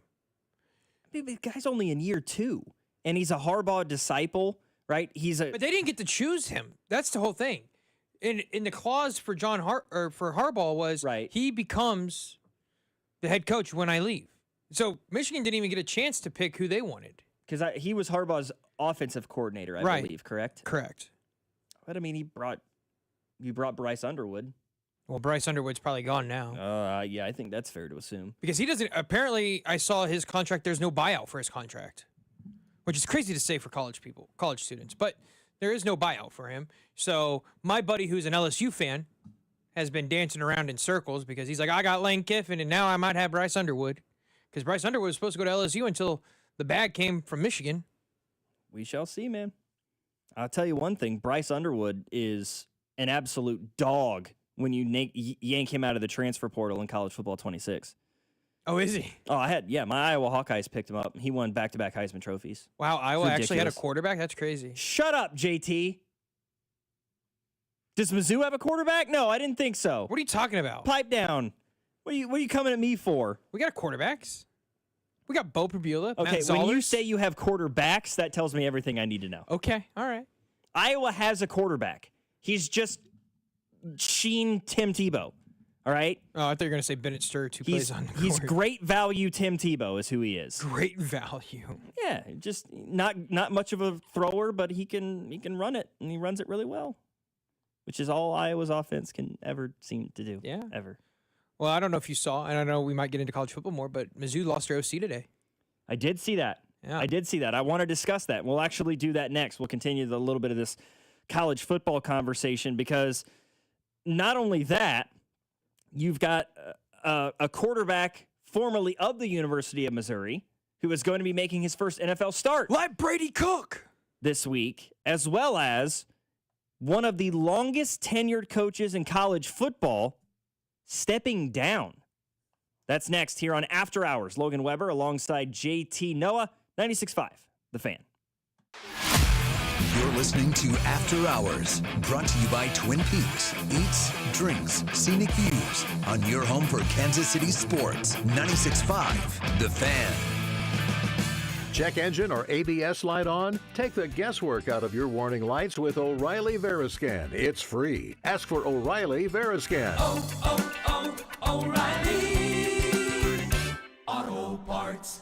Pain has a way of stealing the moments that matter most, especially during the holidays. It's not just your knees, back, or shoulder. It's time away from your family and friends. But in 2026, all that could change when your body remembers how to heal. It just needs a little help finding the way back. At QC Kinetics, right here in Kansas City, we believe relief doesn't have to come from surgery or pain pills. We use your body's own natural healing abilities to repair and restore what's been lost, helping you move, live, and feel like yourself again. It's your body's comeback story, powered by the very cells that built you in the first place. No surgery, no pain pills, no long recovery. Just your body remembering how to feel alive again. QC Kinetics delivers long-term relief, finally. So schedule your free consultation today and use your HSA or FSA before the year ends. Call 816-412-6299. That's 816-412-6299. Off 435 in State Line and in Gladstone, it's QC Kinetics. Don't become another lab-grown diamond victim. There are many reasons you will never see a lab-grown diamond for sale at House of Diamonds. You can learn a few of them online at mybigrock.com. Maybe a wholesale price or two as well. That's mybigrock.com. I know that hiring can be challenging. You sort through tons of resumes and you get too many so-so applicants. You're just waiting for someone to match your role perfectly. Well, now there's a place where you can meet them fast. ZipRecruiter. Need to hire right away. Start your search for strong candidates. The right fit awaits. Build your team. Build it sooner. Meet your match on ZipRecruiter. Just head to ZipRecruiter.com/free right now to try it for free. And you're on your way to meeting your match. 4 out of 5 employers who post on ZipRecruiter get a quality candidate within the first day. So try it now. Go to ZipRecruiter.com/free. Once again, that's ZipRecruiter.com/free. Meet your match on ZipRecruiter. Try it free. Every now and then I rinse it out, and I need Downy rinse tonight, and I need it more. My kid was the bed and the smell never leaves. I don't know what to do. I'm always in the dark. The sweat in that short smells like a dog car. Downy rinse it tonight. Downy Rinse fights stubborn odors in just one wash. When impossible odors get stuck in. Rinse it out. 250 years ago, a promise was made to connect families and friends near and far. And during the holidays, that promise is more important than ever. That's why USPS is building a better network to meet your needs with timely deliveries, easy and affordable ways to ship, and everything you need to make your season full of holiday cheer. Our purpose is delivering your peace of mind, knowing your love will arrive, bringing joy to all. The United States Postal Service. Learn more at USPS.com/holidays. Twin Peaks is the best in the game. Here, it's bigger game days and bolder fight nights. I mean, where else can you find a scratch kitchen that always comes in clutch every day from lunch to late night? Only at Twin Peaks, the #1 sports bar. Are you looking for a new job where you can have tons of fun and make great money? Twin Peaks is the team for you. We're looking for Twin Peaks girls, cooks, bussers, barbacks, and more. Text WORK, the number 4, TP to 85000 to apply today.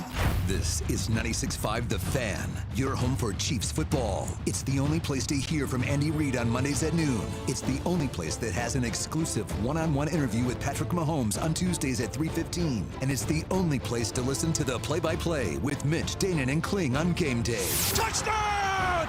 Kansas City! Travis Kelce owning this game! This is your home for Chiefs football. This is 96.5 The Fan.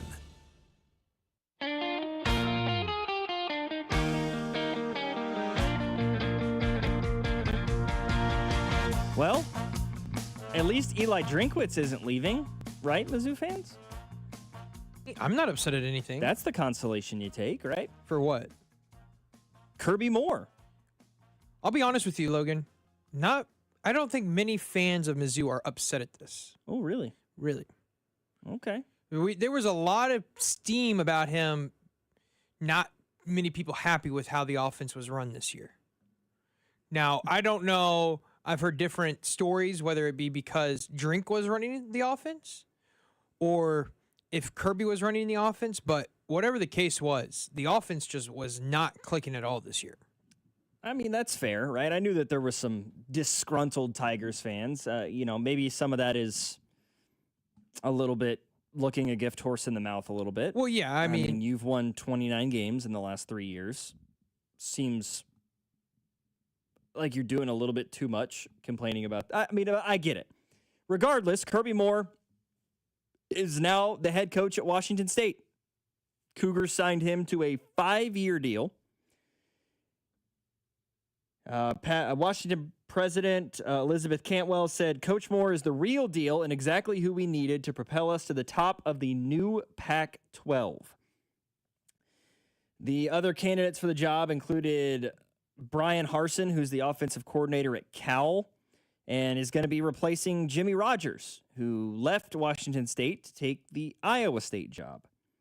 He's the 5th head coach at Wazoo since 2019.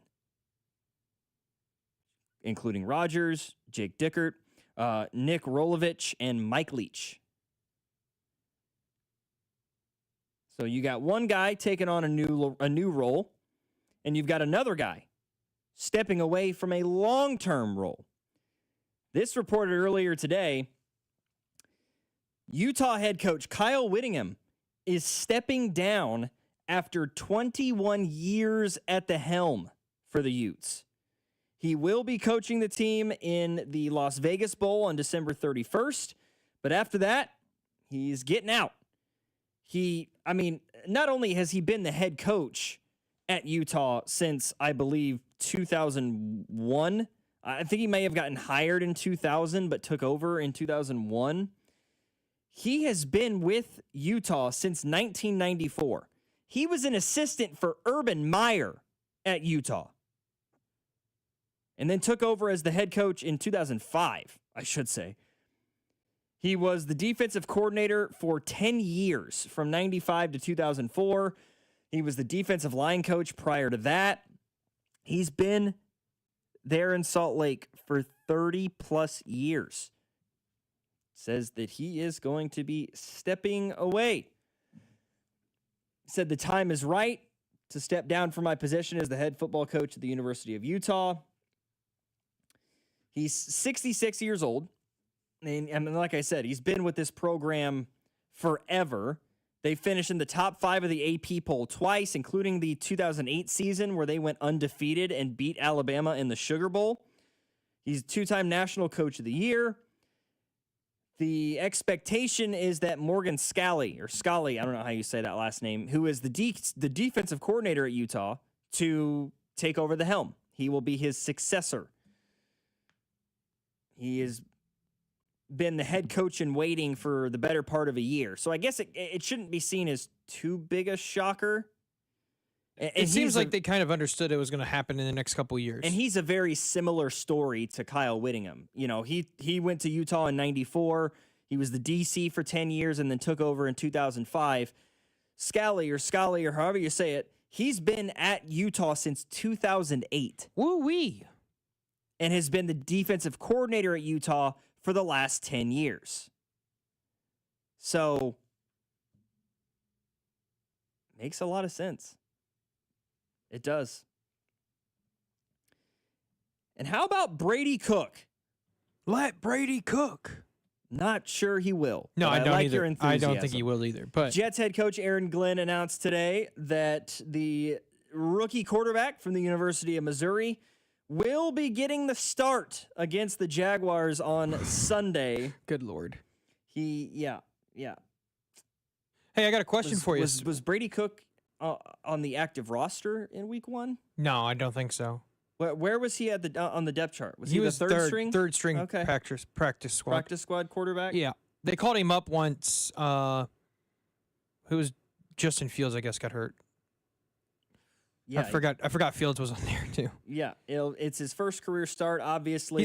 He was a undrafted guy. Yep. My question to you, Logan, who has more passing yards Sunday? Phillip Rivers or Brady Cook? Phillip Rivers. Wow, that was so fast. Yeah, Phillip Rivers. I don't think so. I think Seattle's going to mold the dude. They will, and Brady Cook's going to get mauled by Jacksonville, but at least Phillip Rivers is a proven NFL quarterback. Who's been sitting out for 5 years in a recliner holding his grandkids. Hey, man. The guy's on Hall of Fame ballots for a reason. Is he a Hall of Famer? Is he a Hall of Famer? Okay. Absolutely not. He's not a Hall of Famer. But if he takes the Colts to the playoffs, does that change your mind? No. No, okay. What if he took him? I'm not going to get that far. He's not going to take him to the playoffs. Jonathan Taylor is. He's just there to open things up a little bit more for Jonathan Taylor in the running game. That's all it is. Well, did you hear the story? The third stringer for Denver, I think it was Ellinger, so ex-Texas Longhorn quarterback. The Indianapolis Colts wanted to bring him back, but he said no. He wanted to stay with Denver. And so he stayed with Denver, and that's when they went to Phillip Rivers.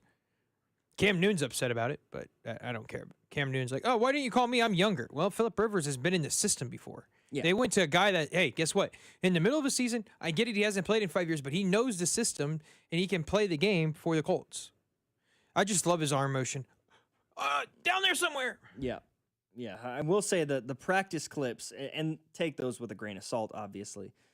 There's not a lot of velocity coming out of that arm. Are we thinking 5-yard hitch, 2-yard slants? I mean, what do we got here? I'm not sure. I'm not sure I'd throw a hitch with Phillip Rivers. I know he ain't gonna throw the ball over 40 yards. Just saying that ball doesn't have a lot of velocity coming out. So if a DB puts his foot in the dirt, that might be 6 going the other way. Well, I mean, Seattle's used to playing with 6 the other way on that defense. I mean, that thing is not on express shipping. Okay? Oh, it's not. They're not paying extra to get that ball there. USPS. That's American Mail service right there with what Phillip Rivers has got. Phillip Rivers should take the snap, hand it off to Jonathan Taylor, and Jonathan Taylor should run it out to the wide receiver and hand it to him. That might be the faster. quicker method. It would be the faster method. Might be. I bet when they want to throw it deep, they'll just throw Tyler Warren in the backfield. Hey, bud, throw it deep as you can. God, dude, the situation in New York is just so bad. I mean, you started the year with Justin Fields and Tyrod Taylor, and that was bad enough. I mean, did you really expect both of them to make it a full season? Like, no, come on. But now the Jets. This is the Jets quarterback room right now. Brady Cook, and Adrian Martinez. Adrian Martinez is in the league?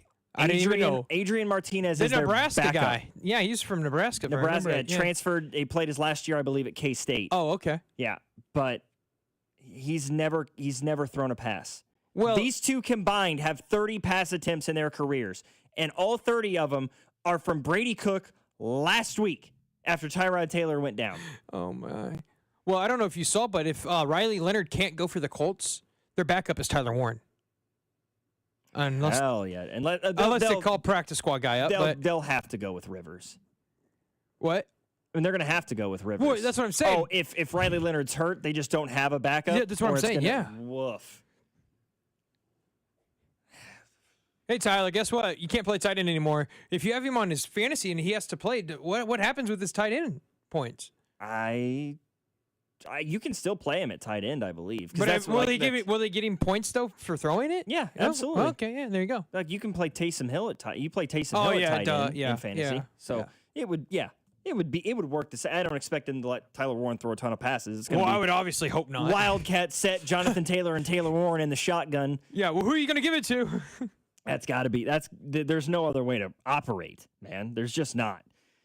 College football award show is on tonight, and surprise, surprise. I know that you were holding out hope there, JT, but Jeremiah Love wins the Doak Walker Award. He had 1,372 rushing yards. First Notre Dame player ever to win the award. Really? Wow. I don't know why I thought that there would. I thought maybe Jerome Bettis would have won it. I don't know. I mean, the Doak Walker's been around a while, right? Has to have been. Well, yeah, I would think. Let me just take a peek. See, yeah, established in 1990. Oh, not as long as I thought it would have been. When was Bettis at Notre Dame? Early 90s? I thought it had to be early 90s. It can't be that old. I mean, he can't have been 90 to 92. He was at Notre Dame. So he would have been one of the first guys up for the award. 92, went to Garrison Hurst of Georgia. Okay. All right. Eddie George, Ricky Williams, Ron Dane, Wisconsin. That's a dog right there. Hey, Larry Johnson. Hey. Penn State. What? Penn State. Penn State? Yep. Hey, I asked Bink this a couple weeks ago. Do you know what college has the most Hall of Fame players? Oh, boy, why does that feel like such a trick question? Is it one of like the service academy schools? No. Okay. It's not like Yale, is it? No. Right, I know. You laugh. I know. What team has the most national championships? Okay. Yale. Oh, man. Is it like a well-known school? I would say so. Has the most Hall of Fame players. They're in the ACC. Okay. I'll give you that. Okay. Pitt? There you go. Larry Fitzgerald is the one I come to mind right away, but yeah, I couldn't believe it when they said Pitt was it. I mean, Dan Marino. Right. Tony Dorsett. Yeah. Obviously Aaron Donald at some point. Right. I mean, they've had some. They got some people. Dudes come right? out of the University of Pittsburgh. So that's a nice little fun fact. I appreciate that. Of course. 913-586-7965 is our number. More of these awards being shelled out. Jacob Rodriguez at Texas Tech won the Butkus Award. That shouldn't be a shocker. He also won the Bednarik Award, almost sweeping the linebacker, or I should say defensive player awards. Caleb Downs, Ohio State, won the Jim Thorpe. He's a junior this year, right? Downs is? Yeah. Okay, so he's a first-round pick. Just go ahead and chalk that one up. Well, Jeremiah Love, first-round pick. Yeah, fair. Eli Stowers won the Mackey Award, Vanderbilt standout tight end. He followed Pavia from New Mexico State. How fascinating is that? Two guys from New Mexico State go to Vanderbilt. One of them wins the Mackey Award. The other's a Heisman finalist. Yeah. Wild. Bro. Crazy. Absolutely insane. And now they got the number one quarterback for next year's recruiting class? Yeah. Flipped him from Georgia? Clark Leah is doing a damn good job there in Nashville. Kurt Signetti won the Coach of the Year award. Which he should. Duh. The Remington Trophy, which goes to the nation's top center, went to Logan Jones, the University of Iowa. You know what? That sounds like... That sounds about right. That sounds about right. It's going to a Big Ten school. We knew that. It sounds about right. The only other award that I had hopes for this year for Mizzou to win, maybe, was the kicker award, and yet our kicker decided to tear his ACL in the first game. So, yeah, that was great. Okay. He was a finalist, preseason finalist, and he decided to tear his ACL after having a 30-point lead, trying to make a tackle. Gotta love it, baby. Yeah. Gotta love it. Mekhi Lemon won the Bolitnikoff. Okay. That guy has absolutely burst onto the scene and I think quite possibly transformed himself into a first-round pick. Yeah, is he from Iowa? He's a USC guy. USC, okay. Yeah, he won the Blitnikoff for the best receiver. Yeah, best receiver. What am I saying? Yeah, I remember, yeah. Yeah, Fernando Mendoza won the Davey O'Brien. Which usually means you're going to win the Heisman if you win that one. Yep, more often than not.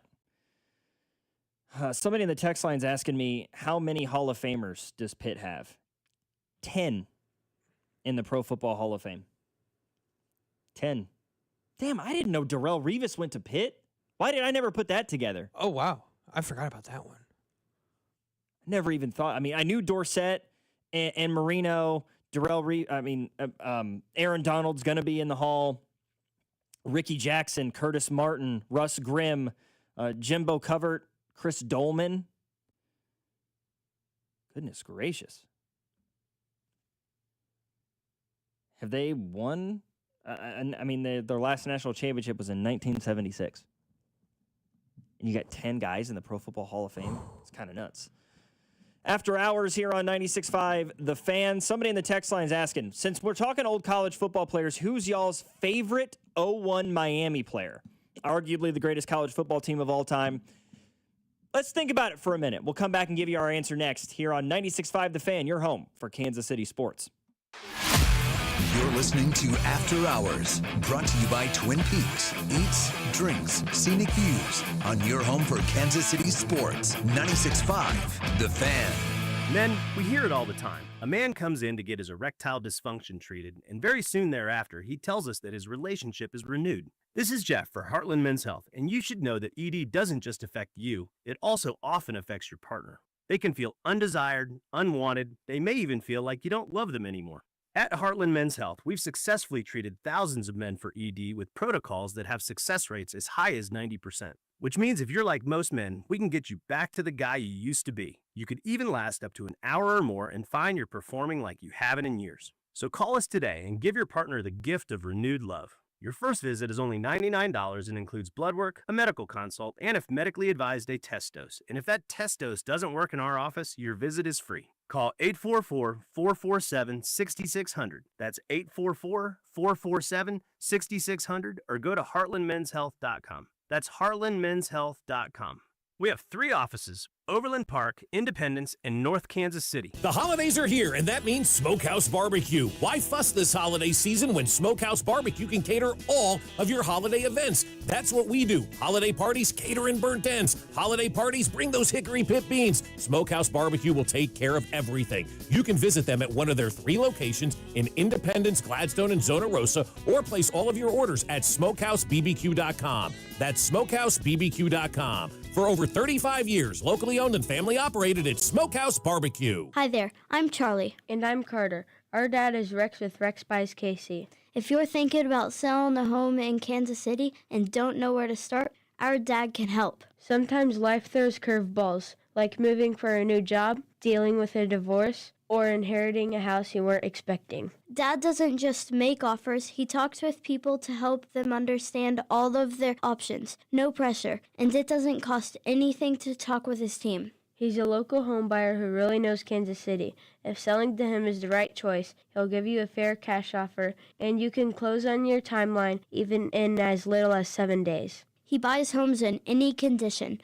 No need for repairs, no fees, no surprises. Just an honest, easy process so you feel good about your decision. Want to talk to him? Call 816-330-6000 or go to rexbuyskc.com. Rex Buys KC, helping people make smart choices one home at a time. Hi, I'm Emily, your friend and jeweler at Shane Company, where a small box with a burgundy bow will help you win the holidays. As an in-house designer, I love creating meaningful, fine jewelry gifts. Choose a necklace with a gorgeous infinity charm to symbolize your everlasting love. Or go for a personalized piece with an engraving, their zodiac sign, favorite color gemstone, or their initial accented with pave diamonds. Because a friend wants you to be a holiday hero. Stop by or shop now at shaneco.com. Shane Company, your friend and jeweler. We all hear the radio ads about the IRS. They tell you to be afraid, to be scared, and they try to frighten you into calling. I'm not here to do that. Tax Relief Advocates is different. TRA is here to tell you that if you owe money to the IRS, whether it's $5,000, $50,000, or $500,000, we have a solution. It doesn't matter if you're sitting in your car, at work, or with your kids. No matter where you are, call now. 800-575-9834.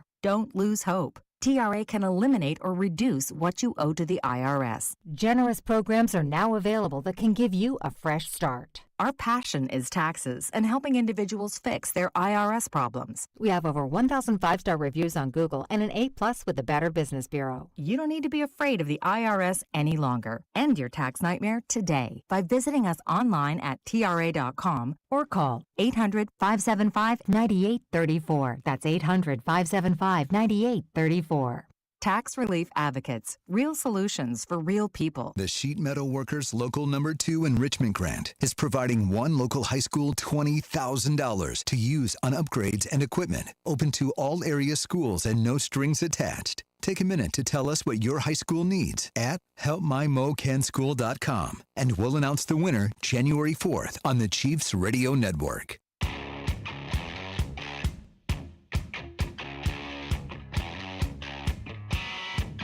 All right, before we hit the break, we got asked a question in the text line about who our favorite player is from that 2001 Miami team.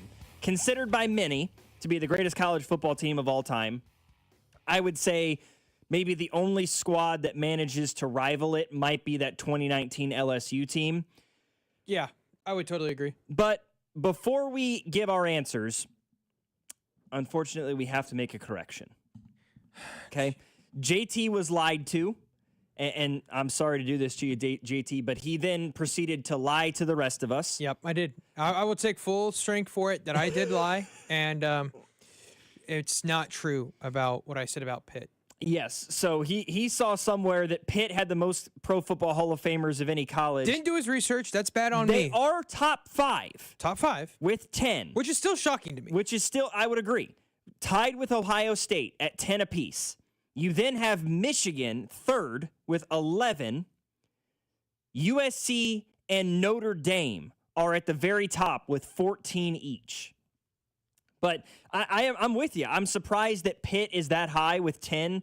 I mean, more Hall of Famers than Miami, who has 9. More than Alabama, who only has 8. Alabama has as many Hall of Famers as Syracuse. They both have 8. Syracuse is wild. Minnesota has 7. Minnesota. And then Illinois has 6. And just sort of looking at the notables, like for Alabama, you've got names like John Hanna, Derek Thomas, Bart Starr, Kenny Stabler, the Snake, Ozzie Newsome, Joe Namath, right? Big time names that you've got there.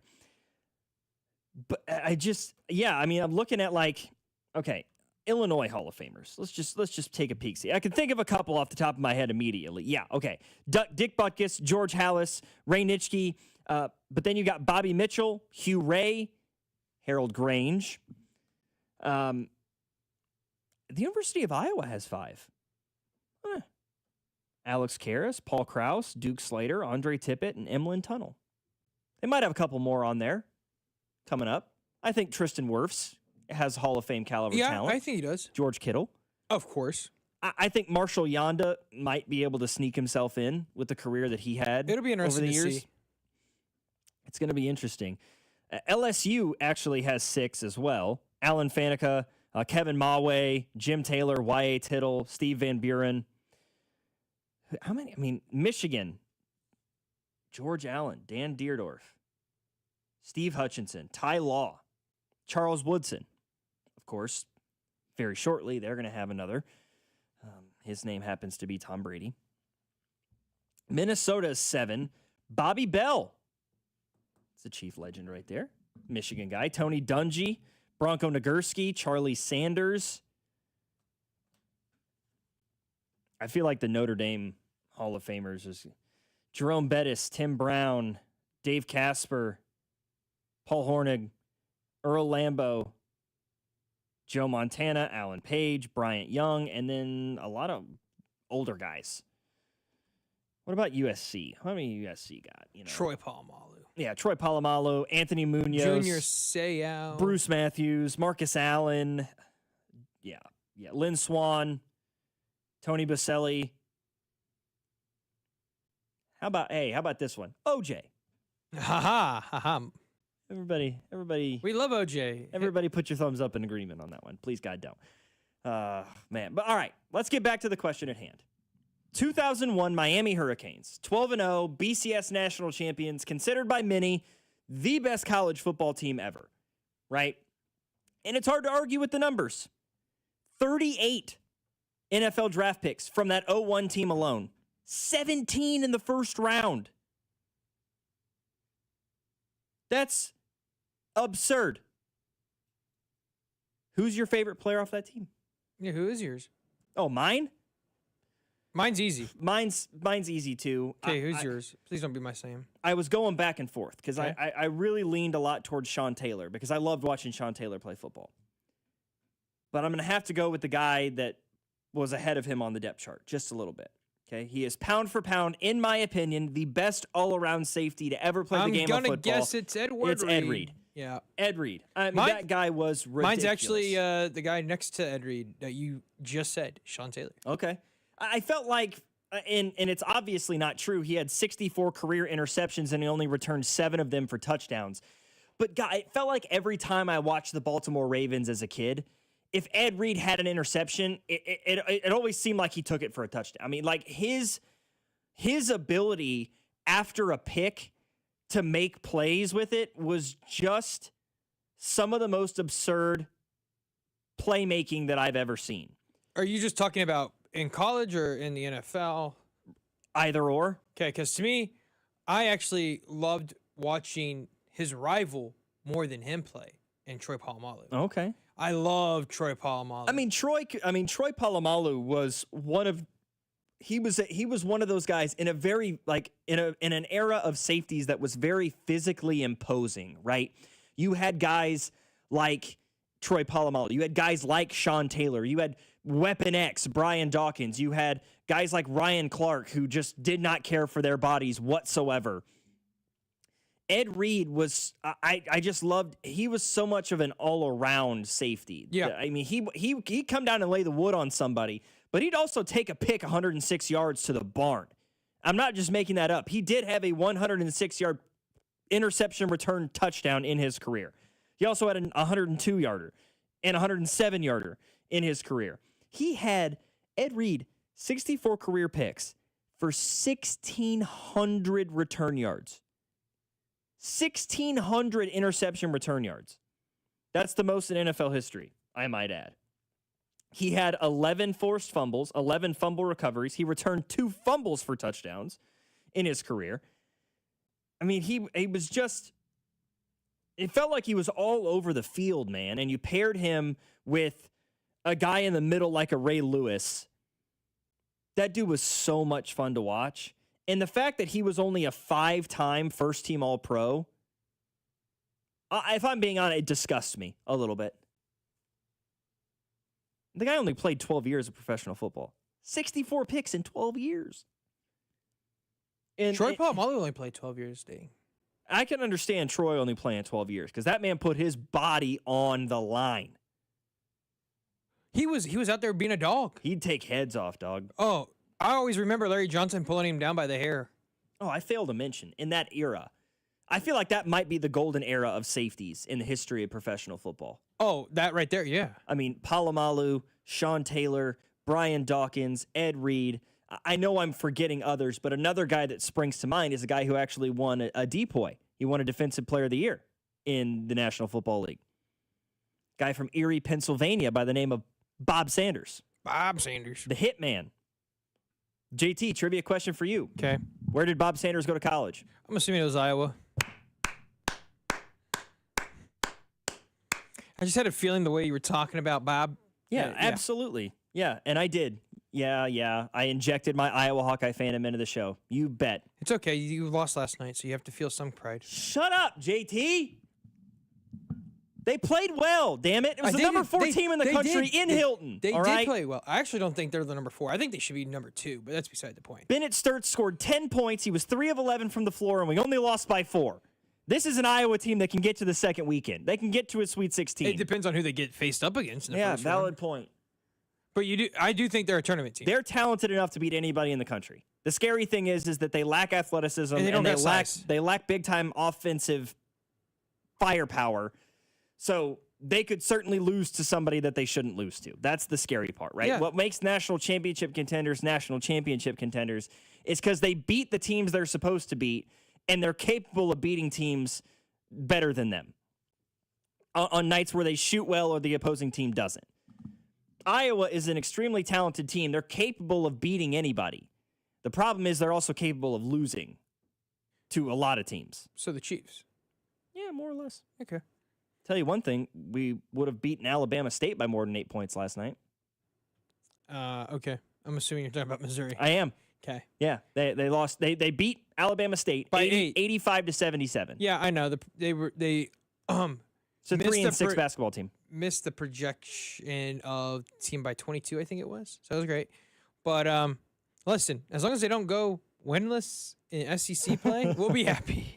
That's the bar right now? Well, listen, when you have a bad team, we just know they don't win a game in SEC play with Dennis Gates. When they're a good team, they'll make the tournament. But when they're a bad team, they haven't won an SEC game. But hey, guess what? We do have the number 1 recruiting class coming into next year. So watch yourselves. There you go. With the number 1. Find the silver linings, baby. Find the silver linings. I'm telling you, it's tough right now in Kansas City. You would agree, Logan. Because guess what? K-State's basketball, not good. Mizzou basketball, not good. KU's pretty good. KU's pretty good. They're back. If it was last year, they'd be like, oh, great. Now you got the Chiefs not playing well. The Royals news is keeping you afloat right now in December. Yeah, Maikel Garcia extension has provided life. That is wild that we are thanking the Royals right now in December. Yeah, we're talking about Royals baseball with more reverence than Chiefs football in December. Had baseball with the Royals to start the 5 o'clock hour because he was talking about the Royals before he talked about the Chiefs. Cody and Alex had Vern on today. You just called it Cody and Alex. That's weird. It's Cody and Gold. I know it's Cody. I was saying okay. Gotcha. Cody and Alex as individuals. Oh, okay. I should have just said Cody and Gold. It would have made everything so much. I was referencing them, not their show. Yeah, they had an emergency Vern on. Yeah, they had Vern on today. Yeah. Because he's not talking Royals football, news. I bet you. Hi, Daddy's talking football. We're living in the upside down, man. It's the freaking Twilight Zone. 913-586-7965 is our number. More after hours coming up next. More Major League Baseball news. A couple of big contracts being shelled outside of Kansas City. And a former slugger trying to make an MLB comeback as a pitcher. That's next here on After Hours, 96.5 The Fan. You're listening to After Hours, brought to you by Twin Peaks. Eats, drinks, scenic views on your home for Kansas City sports. 96.5 The Fan. At Kansas City Proton Institute, we're delivering the future of cancer care with state-of-the-art proton therapy right here in KC. If you have breast, head and neck, or brain cancer, proton therapy may be a better treatment than conventional radiation. Don't wait. Get your second opinion at Kansas City Proton Institute. Come see Kansas City's largest, most experienced, and most advanced proton therapy team. Learn more at kcpi.com. Kansas City Proton Institute, where you see the best in KC. When cold weather hits, the last thing you want is a heating system that fails. Call Hamilton Plumbing, Heating, AC, and Rooter for an $89 heating system tune-up. Keeping your system running at peak efficiency can help prevent costly breakdowns, lower energy bills, and ensure your system is ready when temperatures drop. Over 40 years experience and more than 8,000 five-star reviews, plus our exceptional service guarantee, are great reasons to trust Hamilton. Visit callhamilton.com/radio for details, terms, and conditions. License number 2025-11121. Newton James is Kansas City's newest classic menswear boutique and accessory store. They redefine what menswear should be with the best designers from the US, the UK, and Japan. Their new seasonal collection just dropped, but the most popular colors and modern cuts always go first. So check them out today. Whether it's a suit for a holiday party, a winter wedding, or a sharp everyday fit, get the best look while your size is still in stock. At Newton James, they believe someone has to be the best dressed man in the room. It might as well be you. Check them out on Instagram or newtonjames.com. FanDuel Friday is turning it up with an NBA happy hour every Friday from 6 to 7:30 p.m. Eastern Standard Time. FanDuel is dropping limited time specials to get you in the zone. Boost, bonus, surprises, all designed to give you that Friday energy. This isn't just another promo. It's your weekly pregame NBA happy hour every Friday, 6 to 7:30 Eastern, only on FanDuel, an official sportsbook partner of the NBA. So visit FanDuel.com/KFNZ. Use my promo code to grab your reward before the clock expires. Celebrate the beginning of the NBA season in style. FanDuel is the official sportsbook of the NBA and also 96.5 The Fan. 21 and present in Kansas. Opt-in required. Rewards are non-withdrawable. Restrictions apply, including bonus and token expirations, league requirements, and max wager amount. See terms at sportsbook.fanduel.com. FanDuel is offering online sports wagering in Kansas under agreement with Kansas Star Casino, LLC. Gambling problem? Get out with your best bet. Call 1-800-522-4700. Visit kansasgamblinghelp.com. Save time when you shop online with Hy-Vee. Hy-Vee makes it easy to order groceries online through our app or Hy-Vee.com. Pickup is always free. And if you have a Perks Plus membership, you get free delivery and free express pickup. Shop online with Hy-Vee and you can create and save grocery lists, shop the sales, and get fuel savers. Talk about convenience. Order groceries online today. Check out Hy-Vee.com or download the Hy-Vee app. Pros don't just show up. They prove how it's done with precision and without shortcuts. Makita tools are built the same way, with a dedication to lasting quality, trusted performance, and results that reward your effort year after year. When the job calls for the best, call on Makita. Built to be the best. Available at the Home Depot. Hey, nice job, Pete. I like those clean lines. Fellas, do we have anyone that can get to Greenport today? At Corey's Landscaping, the staffing plan is in the weeds. Anthony, we need that leaf blower over here. 3 more new customer requests just came in. Who wants to work some overtime? He needs to dig up quality landscapers and fast. I need Indeed. Indeed you do. When you sponsor a job on Indeed, it's easier for talented candidates to find it, which makes it easier for you to hire them. Visit Indeed.com/credit and get $75 towards your first sponsored job. Terms and conditions apply. You're listening to 96.5 The Fan from the DM Injury Law Studios. Mike's got this.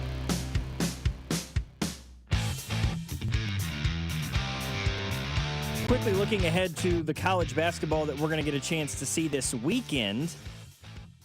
For KU and K-State, they've got matchups tomorrow. Wildcats are going to go to Omaha to play Creighton. 2 o'clock tip-off there. Blue Jays are seen as 3.5-point favorites. Two teams that are off to incredibly slow starts so far this season. K-State is 6-4, and you know, they're finally off the snide, I guess you could say. They lost 4 in a row to Nebraska, Indiana, Bowling Green, and Seton Hall. They blew out Mississippi Valley State earlier this week. Wow, what an achievement. Yeah, Creighton's a little bit of a different animal. So far this year, K-State's wins have been UNC Greensboro, Bellarmine, Cal, which is a good win, Tulsa, and Mississippi State. Meanwhile, for the Jayhawks of the University of Kansas, they've got a matchup on the road in their own right. They're going to Raleigh to play NC State. Wolfpack are actually a 2.5-point favorite in this one. Jayhawks are fresh off of their win in the Border War Showdown, beating Mizzou 80-60. And looking at this NC State team, they are undefeated at home this year. Will Wade got those boys playing. He does. I mean, they don't really have a huge, like, Boise State or VCU is probably they haven't their won marquee big game. win. Yeah, right? they haven't had a big win. UNC Asheville and Liberty and UNC Greensboro, UAB. Like, these aren't big wins. They lost to Seton Hall. They lost to Texas. Yeah, they had a tough time in Auburn. Maui. They had a tough time. They went to Maui and had a tough time. So I don't know what to think of it. I mean, Kansas has obviously played better competition this year. They've got better losses. They've got better wins. No doubt in my mind. And then Sunday, Mizzou plays Bethune-Cookman. We love it. Woo! I saw a stat. Mizzou's strength of schedule ranks second to last in all of college basketball. That's sick, dude. That's so great. They beat Minnesota. Who then beat Indiana. That's true. That's the only good thing. It's the only They blew a 12-point lead to Notre Dame. That was fun. Yeah, Minnesota's 5-5. including a double-digit loss to Santa Clara and San Francisco. Yeah, hey, those two teams are really good in the West Coast. Yeah. Bill Russell's not playing for San Francisco anymore, so I don't necessarily believe you. I don't believe myself. I'm just trying to find praise for my team. They lost by 4 to Stanford. Their most recent game for Minnesota was against 6th-ranked Purdue at Mackey. Purdue was really pissed off. That was a 28-point spanking. Well, they wanted to spank them because they got spanked at their own place against Iowa State. I like Nico Medved, but it's not going to be a one-year turnaround there in Minneapolis. No, but hey, actually, I could see Mizzou losing to Bethune Cook, actually. They got a pretty solid squad. I don't like hearing that. Bethune Cook almost beat Auburn in game 1. They went to overtime in Auburn. Yeah. Lace them up, boys. Maybe they were overlooking Alabama State for Bethune Cook. I have no idea. I'm not going to watch the game. I'm going to forget it. Out of mind, out of sight. NFL's on. I like it. I don't even know what time they play Sunday. 7, I'm assuming. Oh, that's a good question. I didn't take a peek. I know that K-State plays at 2 o'clock tomorrow. KU plays at 4:30. So that's cool. Back-to-back games right away. Yeah, and then Sunday, Mizzou plays at 1 o'clock. Sweet. Right in the middle of the Chiefs game? Don't have to worry about it. On the SEC network. Oh, wow. SEC. Yeah. Guess what? Like I said, out of mind, out of sight. Don't care. Don't care. Got the Chiefs I can worry about because, we have playoff hopes, right? Yeah. Great. I'm not sure either one of those things is worth worrying about. No, it's not. 913-586. Phillip Rivers is playing now. Oh, whoop-de-doo. God. Wow-wee. My Sunday's going to be so fun. Ugh. Logan Weber alongside JT Noah. Final hour of After Hours on this Friday coming your way next on 96.5 The Fan. You're listening to After Hours, brought to you by Twin Peaks. Eats, drinks, scenic views on your home for Kansas City sports. 96.5 The Fan. I'm worth more. I'm worth more. I'm worth a lot more. And I completely agree. That's why I'll pay more for your car at GiveMeTheVin.com. That's the name of our new campaign. I'm worth more. You are worth more, and your car's worth more. And that's why I will pay more. And remember, if I don't beat the price on a CarMax or a Carvana deal, I'll pay you $100 at GiveMeTheVin.com. Sell us your car. GiveMeTheVin.com. So easy you can do it in your underwear. Hey folks, I've got a couple of important questions for you. Do you know how much money you need to retire? Do you have a plan in place for your loved ones? If your answer is no, it's time to get your financial planning on track with UMB Private Wealth. It's never too late to start. Plus, their team supports you at every step of the planning process. Go to umb.com/privatewealth to schedule your appointment. That's umb.com/privatewealth. Why not start today? Hey, it's almost Andy Reid. Who knew dressing up for a Halloween ball would change my life forever? Now I get to celebrate with the best fans and everything Kansas City. Oh, yeah! My journey also led me to Renner Garage Door, Casey's go-to team for garage door repair, replacement, and service since 1956. Renner features an MVP lineup from Deldon, Amar, and Liftmaster. R-E-N-N-E-R, R-E-N-N-E-R. I know that hiring can be challenging. You sort through tons of resumes and you get too many so-so applicants. You're just waiting for someone to match your role perfectly. Well, now, there's a place where you can meet them fast. ZipRecruiter. Need to hire right away. Start your search for strong candidates. The right fit awaits. Build your team. Build it sooner. Meet your match on ZipRecruiter.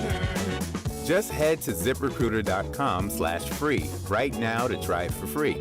And you're on your way to meeting your match. 4 out of 5 employers who post on ZipRecruiter get a quality candidate within the first day. So try it now. Go to ZipRecruiter.com/free. Once again, that's ZipRecruiter.com/free. Meet your match on ZipRecruiter. Try it free. Having unexpected car trouble or just in a car accident? Call J Southland Tow Service, 816-779-4600. 888-4869 or southlandtow.com. Use the tow service trusted by most local police departments. They can do it all. Be in the know and call Jay's Southland Tow. Don't become another lab-grown diamond victim. There are many reasons you will never see a lab-grown diamond for sale at House of Diamonds. You can learn a few of them online at mybigrock.com. Maybe a wholesale price or two as well. That's mybigrock.com. Chiefs, Chargers, Sunday with kickoff at noon, right here on 96.5 The Fan, KFNC FM and AM, HD1 and HD2 Kansas City, an Odyssey sports station.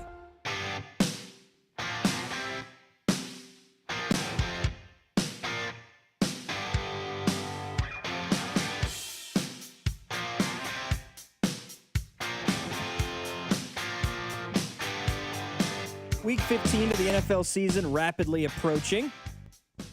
Going to talk about that here on After Hours. Logan Weber alongside JT Noah. Our text line, 913-586-7965. But there was some interesting Major League Baseball news over the last 24 hours that didn't include the Kansas City Royals. I mean, obviously the one-year deal for Lane Thomas, even more so the 5-year extension for Maikel Garcia. That includes a 60-year player option and enough escalators to make it top $85 million.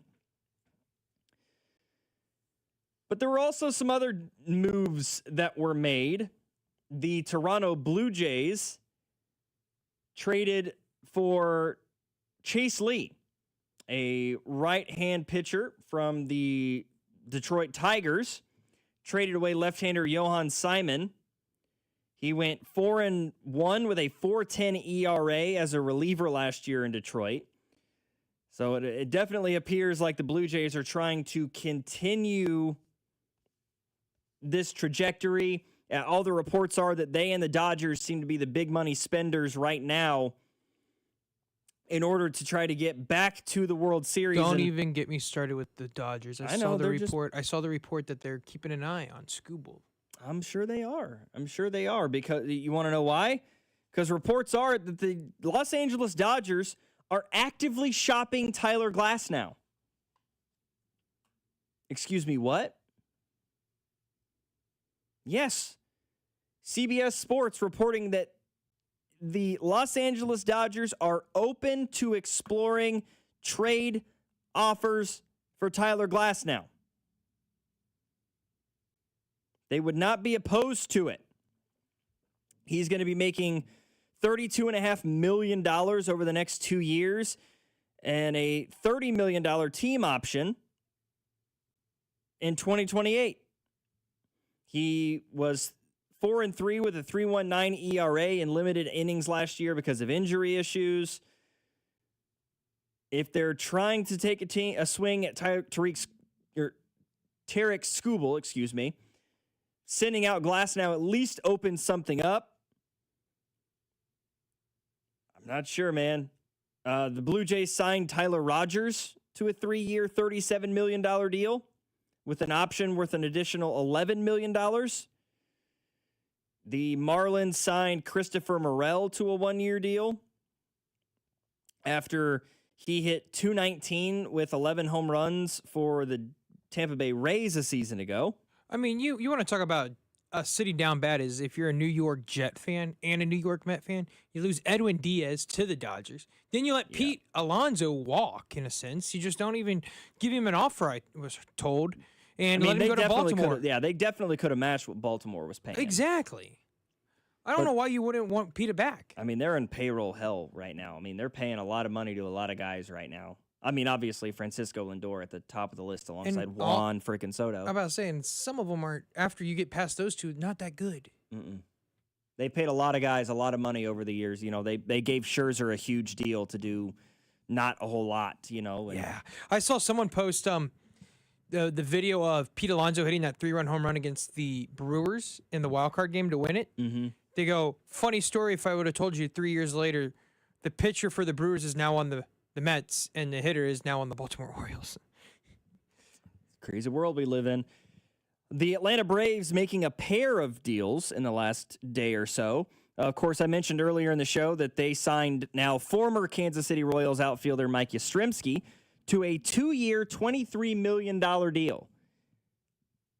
When that amount comes out, right? Like when the report comes out that Yaz is signing with the Braves, you're like, man, the Royals should have done everything they could to keep him around. And then you hear 2 years, $23 million.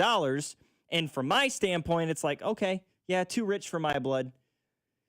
$10 million, almost $12 million a year for Yaz. He's what, 36 right now? Feels like a lot for a platoon guy. That's a lot. He's got more of an opportunity to be an everyday right fielder in Atlanta. Okay. But isn't it right field where Acuna is? If he's healthy. That's true. Which he hasn't been. Yeah, it's been hard for him to stay on that healthy train.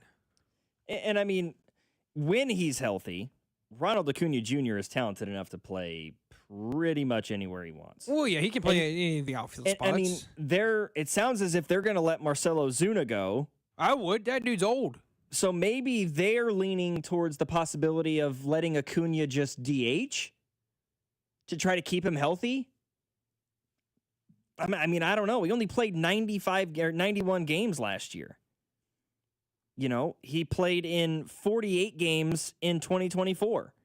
And he's got experience. You're right. Over the last few years, he's been a primary right fielder, but he's played 150 games in center. He's played 150 games in left over the course of his career. So he can play wherever you want him to in the outfield. He's that talented a player, but they may be looking for somebody that can play right and just allow him to focus on DHing. Yeah, what goes on in the batter's box. Well, I'm telling you, like, if you're giving him 2 years for 23, that tells me you're not wanting to platoon the dude. Yeah, that's what I'm with you. I completely agree. The Braves weren't done either. Last night, they signed Robert Suarez to a 3-year, $45 million deal. You got Suarez? I didn't even see this. Yeah. Oh, nice, thanks. Yeah, he led the National League in saves this year in 2025. Yeah, okay, Robert Suarez. Yeah, I was thinking of, wrong guy. Yeah, and they gave him 3 years, $45 million, and the reports are he's going to be the setup man. Who's their closer? I believe I'm trying to find his name. Rafael. Oh, Iglesias? Iglesias, okay. yes. Well, I don't know if you saw San Diego's wanting to shop Mason Miller because when they traded for Mason Miller, they said they wanted to move him to a starting pitcher. Well, I guess he does not want to be a starting pitcher. And so now they're wanting to trade him for a starting pitcher. Wow, San Diego, you give up your number one prospect in your farm for a guy that you already want to trade less than, 4 months out? Crazy. But you just lost your closer. Right, So I feel like keeping Mason Miller now makes way more sense. Makes way more sense. I mean, they traded for him. He was exceptional with the Padres. 22 appearances last year. He had a .77 ERA. He struck out 45 batters in 23 1/3 innings. Yeah, it says that's ludicrous. He's in a 17.4 Ks per 9 with the Padres last year after the deadline. It says, according to John Heyman, the Padres are listening to calls on Mason Miller and Nick Pivetta. Okay. Sounds like San Diego might be in a similar boat to where the Mets are right now, where they've given so much money to so many people that they're like, I think we need to take a step back here for a little while. But, I mean, the Padres, I understand it a little bit better because you're not an overly competitive ball club. The Mets, it's like you're paying Juan Soto over $500 million. Like, if you're going to be paying a guy like that, you got to try to surround him with something. Nope. Just let a guy who has as many or more home runs than most other players in baseball over the last 5 years walk. Okay. Do your thing, man. And then here's maybe the strangest story that I'm hearing right now. Former big league slugger Joey Gallo is drawing interest from Major League Baseball teams as a pitcher. Gallo, I mean, he's only 32 years old, but, I mean, big-time home run threat, struck out way too often. But MLB insider John Heyman reported earlier this week that he is drawing legitimate interest from multiple teams this offseason and that the role change is a real possibility. Guy hit 40 home runs in back-to-back years. He was a 2-time Gold Glove winner with the Texas Rangers. But, I mean, man, oh man. I don't know. Did he pitch in the minors last year? Who was that? Joey Gallo. I thought he did. Trying to see if he's got pitching stats that you can take a peek at, potentially. Like in the minors by some chance.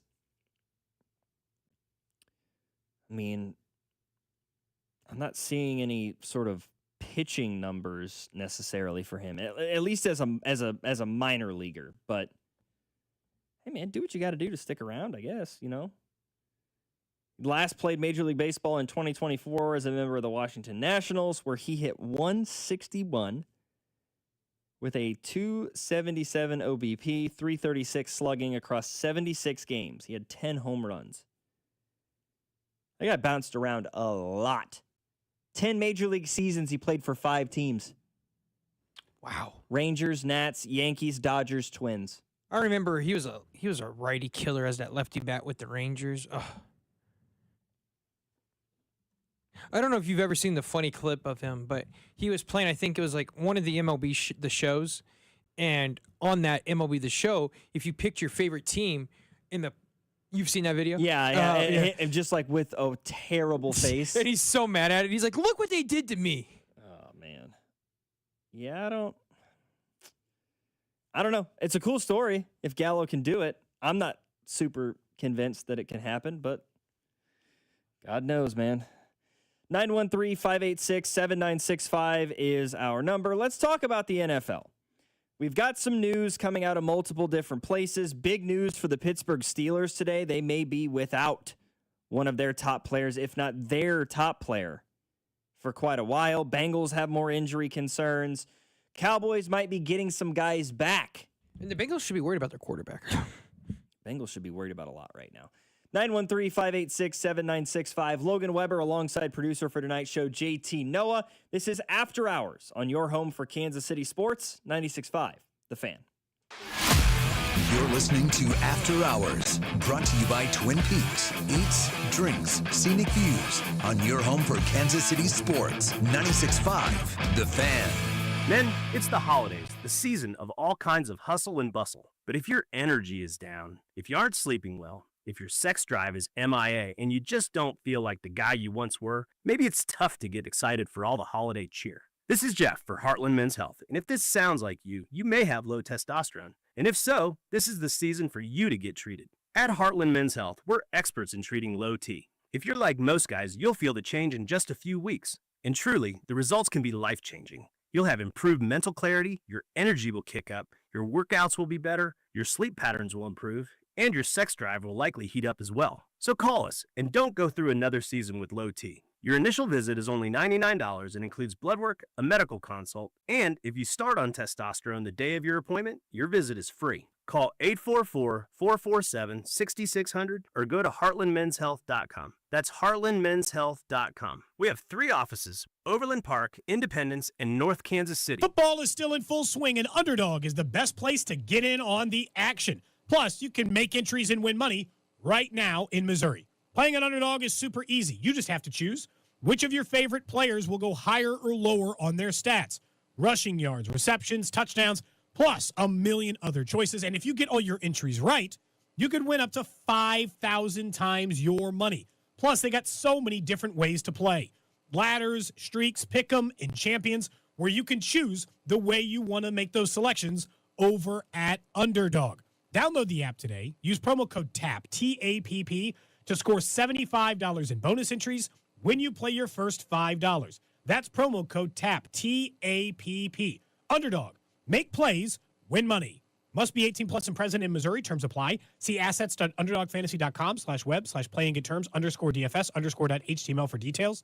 Concerned with your play? Call 1-800-GAMBLER or visit www.ncpgambling.org. Hi, I'm John Ray, your friend and jeweler at Shane Company.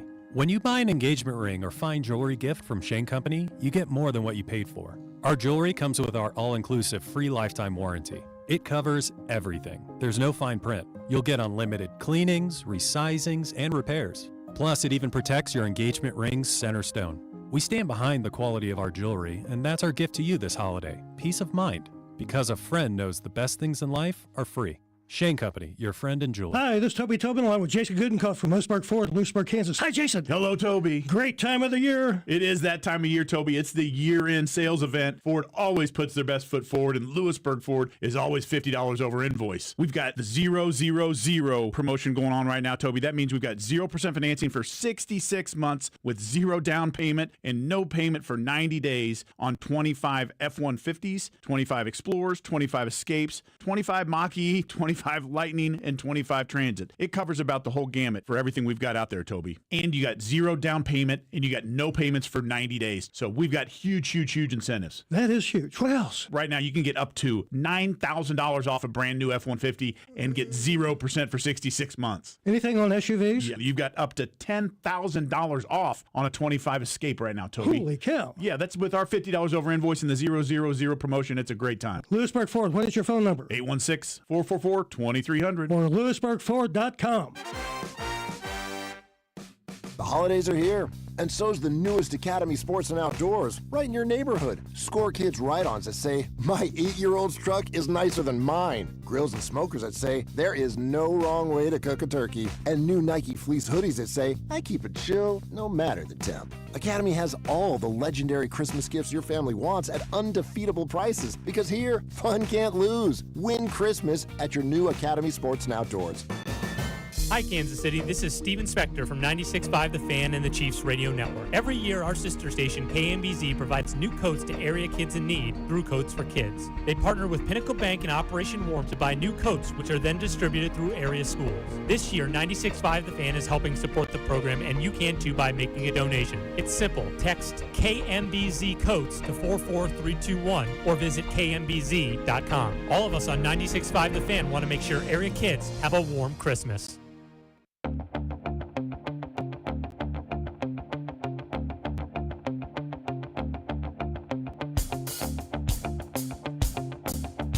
We've officially hit the last month of the NFL regular season, and no surprise that injuries have mounted. I mean, we talked about the Chiefs injury report earlier today. Trey Smith, Jawan Taylor, Wanye Morris, and Hollywood Brown, all 4 out for Sunday's game, and they're not alone.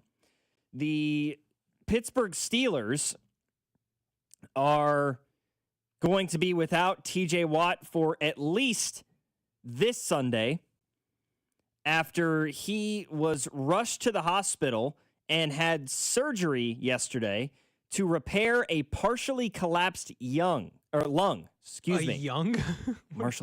Partially collapsed lung that he sustained after a dry needling session. What the hell is dry needling? Is that like acupuncture? I heard it was normal for NFL players. I mean, the way that it's like the term is used in the article, it sounds like it. Is it like acupuncture? Dry needling uses thin needles, like acupuncture needles, to release tight muscle knots for pain relief, improving movement and injury recovery. Okay. So it just sounds like acupuncture, but a different phrase. Also known as trigger point dry needling and intramuscular stimulation. Okay. The medical stuff aside here. Just saying, it like turf toe sounds like it's not that painful, and then you read about it. Yeah, that's so terrible. It's interesting. Tomlin told reporters that he returned home and he was resting comfortably, but he will not play Monday night against the Miami Dolphins. What that means for the rest of this season, I do not know, because right now the Steelers are in a position where they are in the playoffs. They are winning the division in the AFC North after beating the Ravens last week. So the sooner they can get him back, the better, I'm sure, for those in Pittsburgh. Do you believe Dolphins beat the Steelers? I mean, Miami's playing way better football right now. Well, yeah. It is in Pittsburgh. Fair point. I just don't know if I trust Aaron Rodgers. I'm so sorry to throw this stat and this fact at people, but the Miami Dolphins and the Chiefs have the same record. Well, it's better than a lot of other things. That's true. Carolina Panther has a better record. I was going to say Carolina has been with us and above us now. So yeah. The Carolina Panthers have a better record. They The could Carolina be leading their Panthers, division. They are. Okay. Currently, right? Yeah, What right. happens Sunday could determine Right. a lot of that. But After this week, they could be leading their division. Bryce Young could be in the playoffs, and Mahomes could be sitting at home. yeah, that NFC South is going to be fun to watch because the Bucks and the Panthers play each other twice in the last 3 weeks I of the know. season. And if they, I told you earlier, if Bucks don't make playoffs, Todd Bowles needs to be sent to a pirate ship and shot out of a cannon. Wow. Why not just let the guy walk the plank? Why do we got to shoot him out of a cannon like Evel Knievel or something? It's kind of outrageous. I'm not happy with him. I hear you. I hear you. Also, I feel like the NFC North is more about a team who does it. It's like who doesn't want it more at this point, right? Yeah. Yeah, they're beating each other up to see who's not going to win the division. Exactly right. Yeah, it just seems like a whole lot of rock fighting going on in the AFC North this year. Speaking of the AFC North, keeping it in that division, no T. Higgins for the Cincinnati Bengals against the Baltimore Ravens. He is back in concussion protocol for the second time this season. He missed their first game against Baltimore on Thanksgiving. They lost to the Ravens 32-4, or I guess they won that game, actually. Yeah, their 32-14. defense carried them. Yeah. Limited in practice for the last 2 days and then did not practice on Friday. They have said that he is out. And it goes back to, I hear that name every year, right? From Chiefs fans. I remember talking about him a lot last year. Like the Chiefs should make a run at T. Higgins in free agency, which obviously didn't end up happening because they franchise tagged him. But it's like, when T. Higgins is on the field, he is an incredibly talented football player. The problem is there might not be a more injury-prone receiver in football than T. Higgins. I mean, has he ever played? No, he's never played a full season in his career. 16 games in 2020, started at 14. 14 games in 21, 16 games in 22, 12 games in 23, 12 games last year. He's played in 12 games this year. He's always missing time. And that's what's going to happen for Cincinnati again this week as two teams there, with the Bengals and the Ravens. Bengals, it is Jover. It is so over. Just ridiculous levels of over. At 4-9, you would more or less need Pittsburgh to lose out. And you'd need Baltimore to lose at minimum 2 of their last 4 games if you get this win. But I don't feel great about either of those things happening. In, I guess, positive injury-related news, it sounds like Trayvon Diggs is finally healthy and ready to go for the Dallas Cowboys. He's been out for the last 2 months on IR, but they have opened up his practice window. There is a growing possibility that they will activate him on Saturday in order to put him on the 53-man roster. He hasn't played since October 12th after a concussion in an at-home accident and then got put on IR to rest his right knee. He then had surgery on his left knee. No, that was in 2023. But he had a chondral tissue graft in early 2025. What? There's a lot happening there with Trayvon Diggs. But it sounds like he's going to be able to play on Sunday. And they played the Vikings? Correct. Yeah. They play the Vikings. And for the Cleveland Browns, as if things weren't already bad, they have ruled out 4 starters for Sunday's game against the Bears. Including, I thought, like 3 offensive linemen. 2. Okay. Wyatt Teller, out. Jack Conklin, out. David Njoku, out. Not that he's been of any use at all. Hey, he scored a touchdown last week. Woohoo. It helped me with our anytime touchdown. Oh, you had David Njoku anytime touchdown. You are a psychopath, you. David Njoku anytime touchdown is crazy work. I gave Dusty crap a couple weeks ago because he had a TJ Hawkinson anytime touchdown. Whoo. And I'm like, I got Keenan Allen this week. I'm like, buddy, we don't even know who Minnesota has at quarterback. You don't even know who's throwing him the football. You think TJ Hawkinson anytime touchdown's going to work? Hey, but Keenan Allen this week's got to score an anytime touchdown, too. Take your word for it. I mean, it doesn't. I mean, Quentin Johnston is questionable right now. Right. And so if he can't go. Keenan Allen, the first time we met, I know it was week 1, but had 8 catches on 11 targets and a touchdown. He has dogged the Chiefs. Yeah, and he was plus 470 this week. That's an easy. I'm going to take that for easy anytime tutty for this one. That'll hit. Because, I mean, the Chiefs are going to do what they do best, which is shut down what you do best. And that has, for the last year plus, been Ladd McConkey. Yeah. Quentin Johnston can't go. Plus, that especially if McDuffie doesn't go. Right. Which he's questionable for Sunday's That's why I game said as well. if he doesn't go, like then you've got, you feel like Keenan Allen's going to have a game if he's not going. Yeah. The fourth starter for Cleveland, by the way, was Denzel Ward, who is their second best player behind Myles Garrett. You think he's the second best? I mean, Yeah, I guess I would. Myles, I mean, Myles Garrett is far and away their best obviously, player. I was thinking of who would be their second best, but I would say Denzel Ward is, I mean, maybe Conklin, right? Maybe one of those offensive linemen that they've got there in Cleveland, but I would say Denzel Ward is probably their second best player. I mean, he's 4-time Pro Bowler. He's been a Pro Bowler in back-to-back years. Oh, yeah. I was just trying to think of anybody else that could have given him competition for being the second best, but I forget how bad that team is. 3-10, baby. 3-10. And now they're without 4 starters. They've also got a bunch of guys as questionable for the game, including Joel Bitonio, one of their offensive linemen, and Zach Zinter, another one of their starting offensive linemen. Bro, okay, I know we give a lot of hate to Shedeur Sanders, but if he's down 4 offensive linemen with that offense, I just don't know what you're supposed to do. He's also going to be without 2 of his receivers, possibly. Questionable. Malachi Corley and Cedric Tillman are both questionable. I don't know who that Corley kid is. I don't either. Okay. I know who Tillman is, but I don't know Corley. Mason Graham. Corley has 5 catches this year. He is a second-year player from Western Kentucky. Mason Graham is questionable. He was he was the 5th overall pick this last year. He has got half a sack.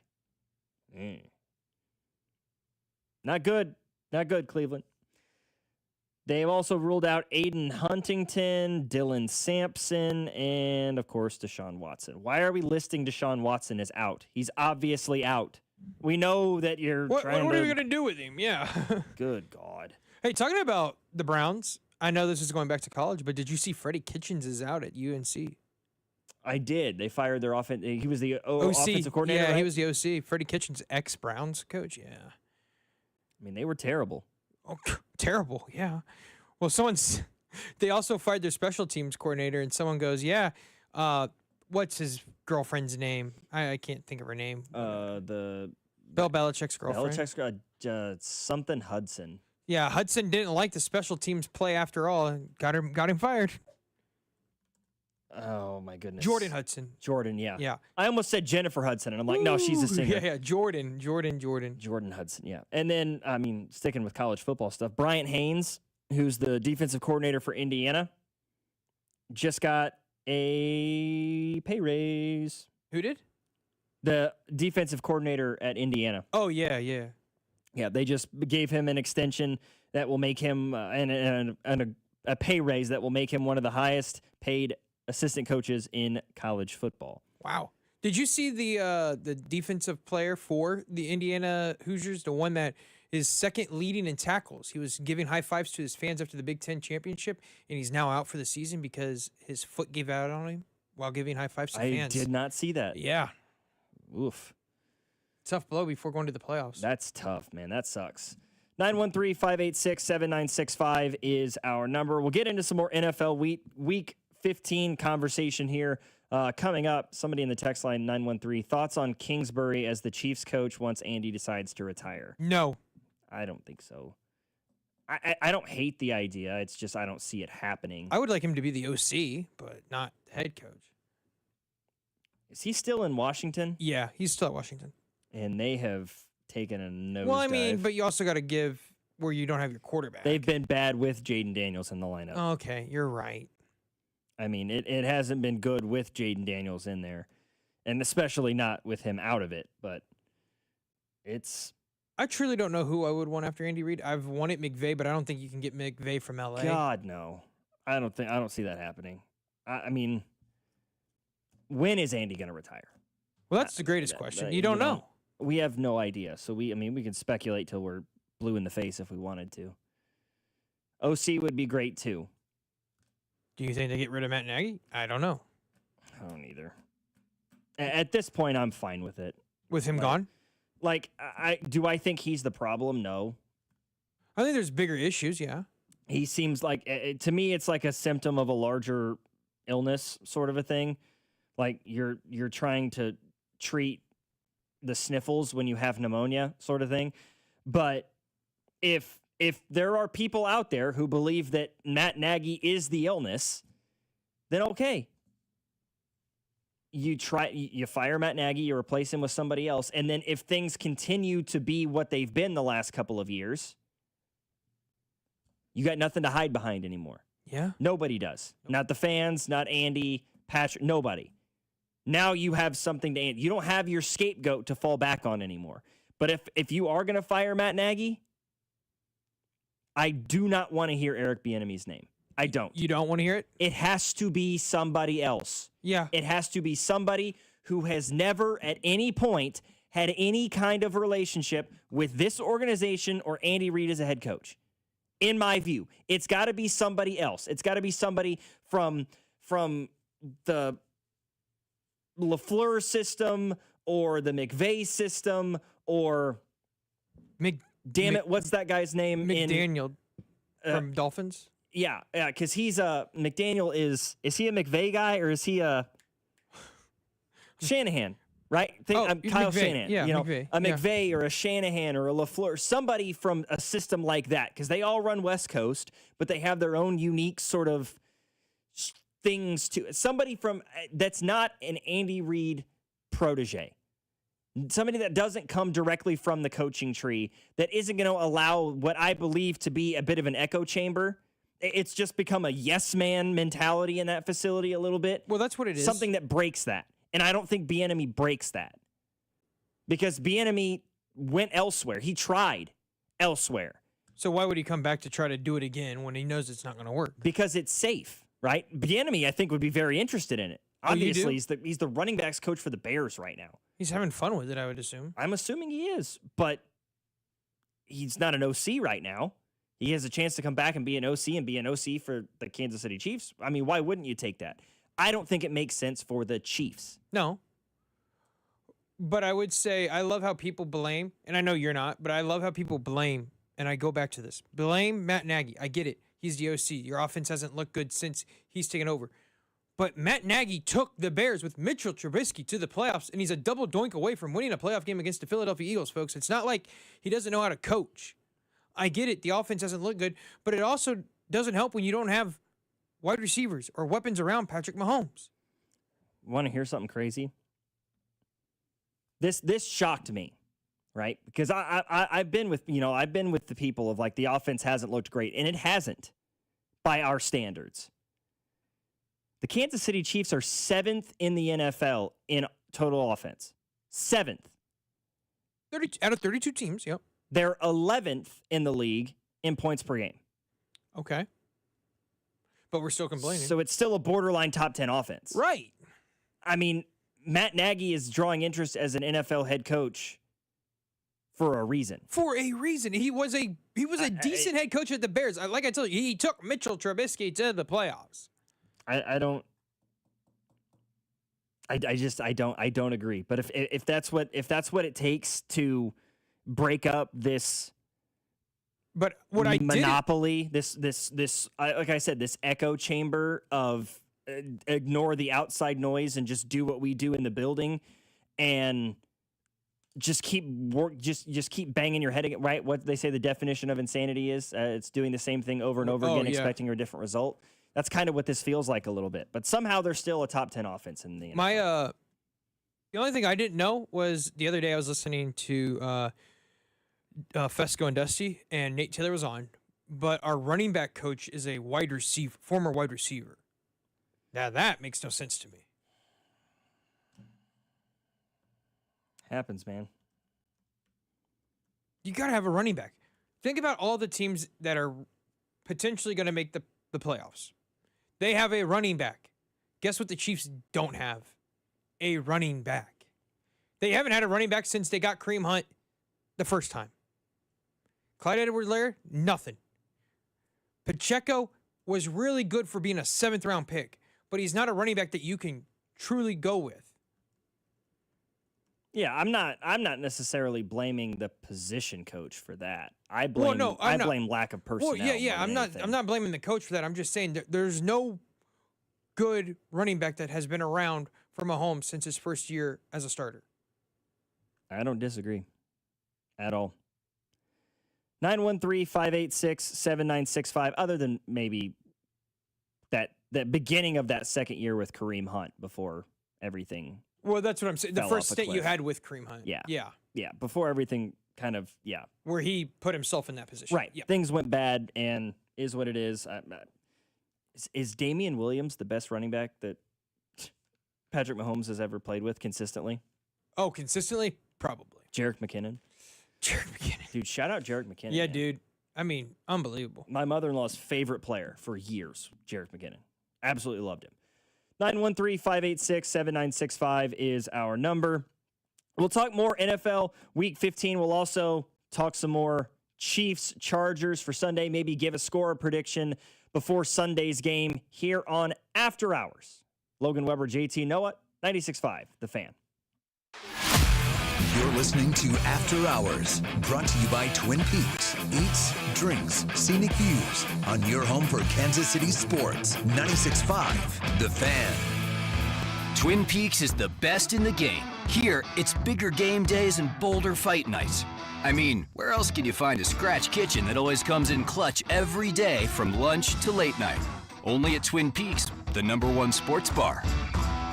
Lunch hour? Fuel up fast with lunch at the Lodge. Bite into our juicy cheeseburger and fries, fresh chicken Caesar salad, or turkey avocado smash with sweet potato fries. Hearty, quick, and made to satisfy. Twin Peaks. Eats, drinks, scenic views.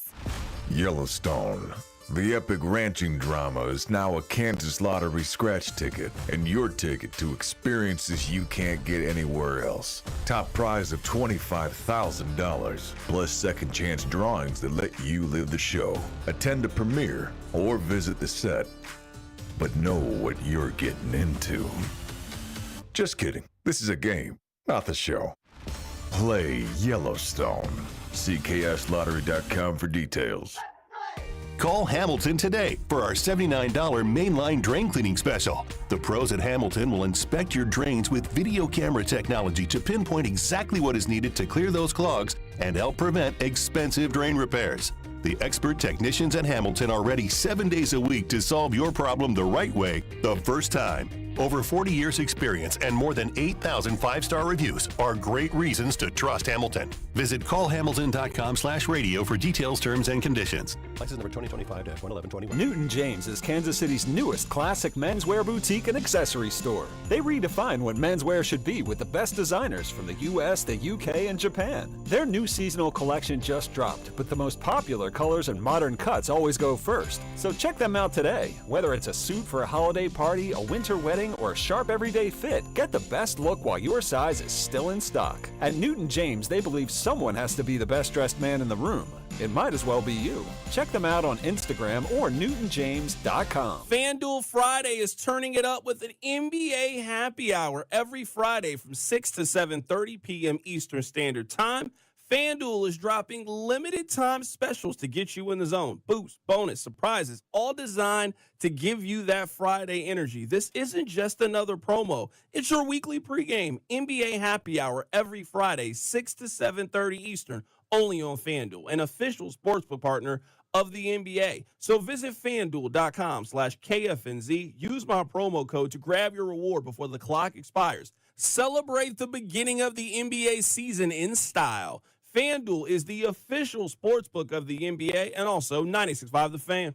21 and present in Kansas. Often required. Rewards are non-withdrawable. Restrictions apply, including bonus and token expirations, league requirements, and max wager amount. See terms at sportsbook.fanduel.com. FanDuel is offering online sports wagering in Kansas under agreement. Kansas Star Casino, LLC. Gambling problem. Get out with your best bet. Call 1-800-522-4700. Visit kansasgamblinghelp.com. Welcome back to Winter Hack Radio, the place for clever hacks to survive the season. Icy driveway? Well, try spreading sand or bird seed to help with traction.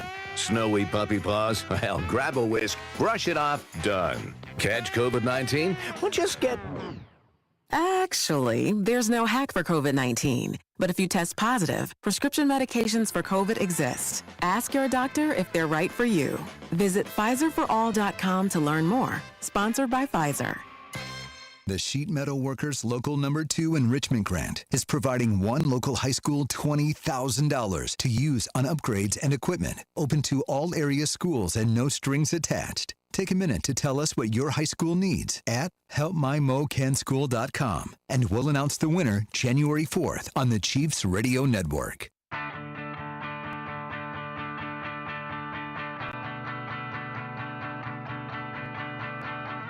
NFL Week 15 action already got underway yesterday with the Falcons beating the Buccaneers behind a wildly massive day from Kyle Pitts. But somebody in the text line before we went to break asked about the most exciting matchup, or the matchup we're most excited about in the NFL for Week 15. And I'll be honest, it's really hard for me to just pick one, so I kind of went with a top three. And we'll discuss that here briefly, and then we'll get into some Chiefs conversation for Sunday's game.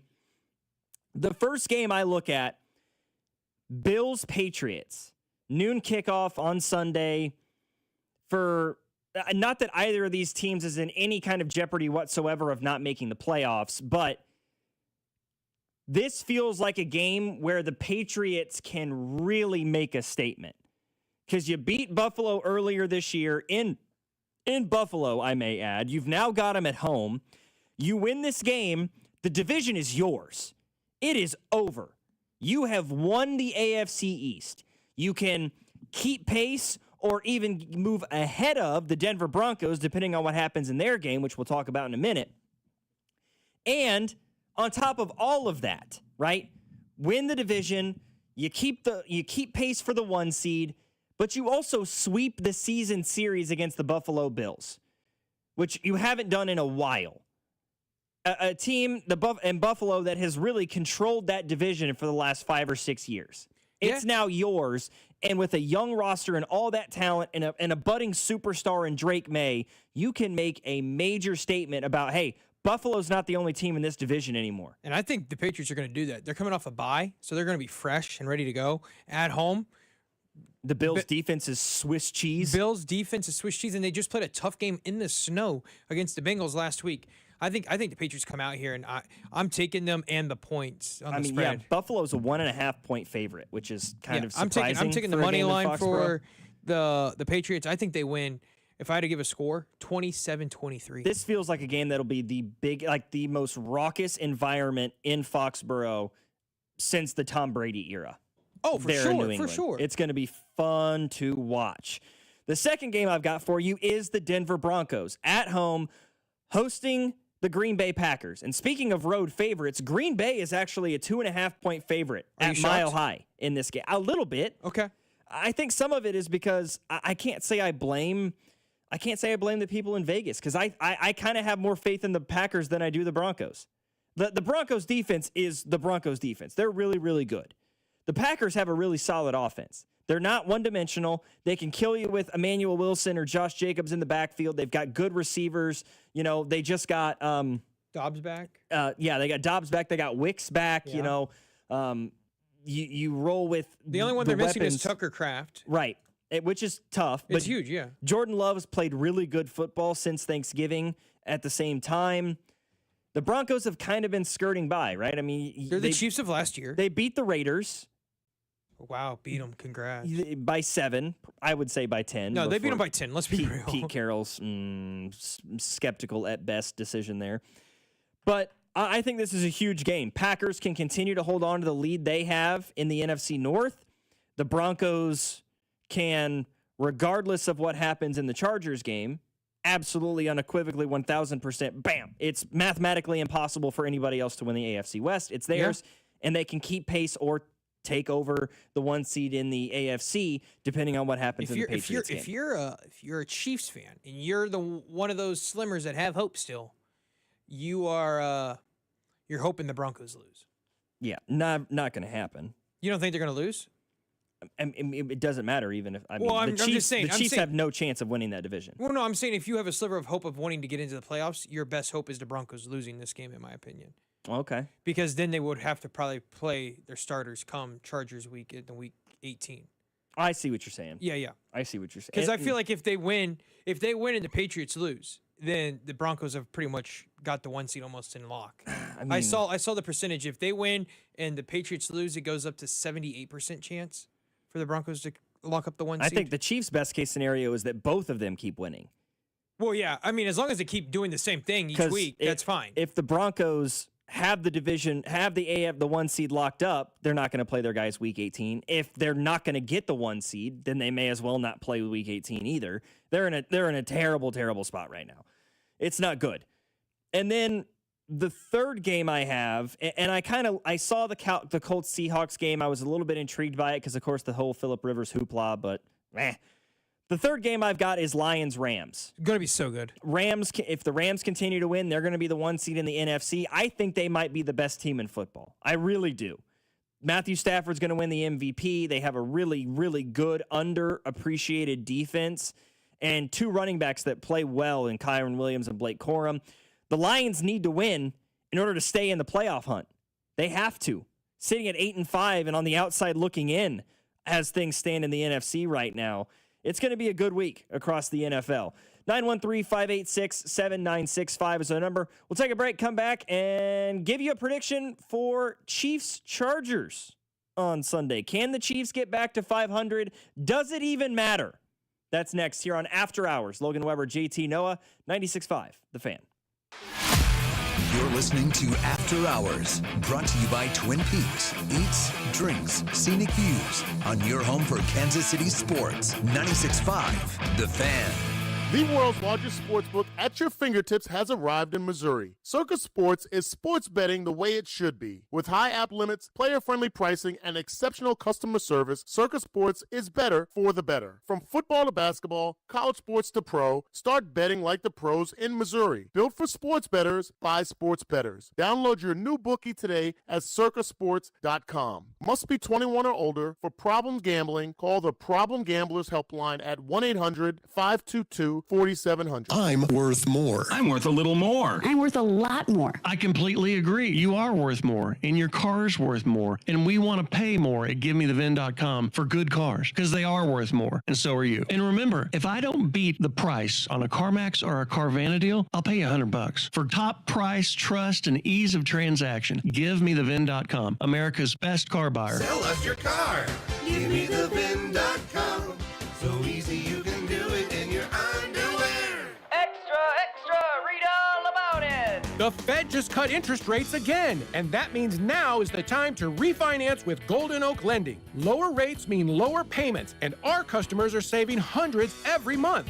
Plus, you can make no payments until next year. And if your loan doesn't close, we'll pay for your appraisal. Call 913-890-GOLD today and start saving. Golden Oak Lending, cured my blues. NMLS number 114937. Hey, Chiefs fans, Crown Royal is the official whiskey of the Kansas City Chiefs. And this season, it's not game day without the generous spirit of Crown Royal. Whether you're at the tailgate, in the stands, or watching from home, Crown Royal is the reason and the reward for coming together. Grab a glass with the Crown Royal rig at a stadium near you, because we'll be sharing the generous spirit with fans across the country. Crown Royal, fueling game day with a generous spirit. Visit www.crownroyal.com/Royal Rig for more on the Crown Royal Rig Tour. Please drink responsibly. You're listening to 96.5 The Fan from the DM Injury Law Studios. Mike's got this.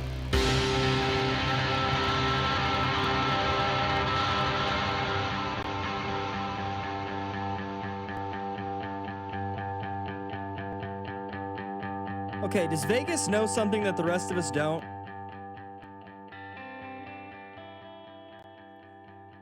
Chargers are coming into this game at 9-4.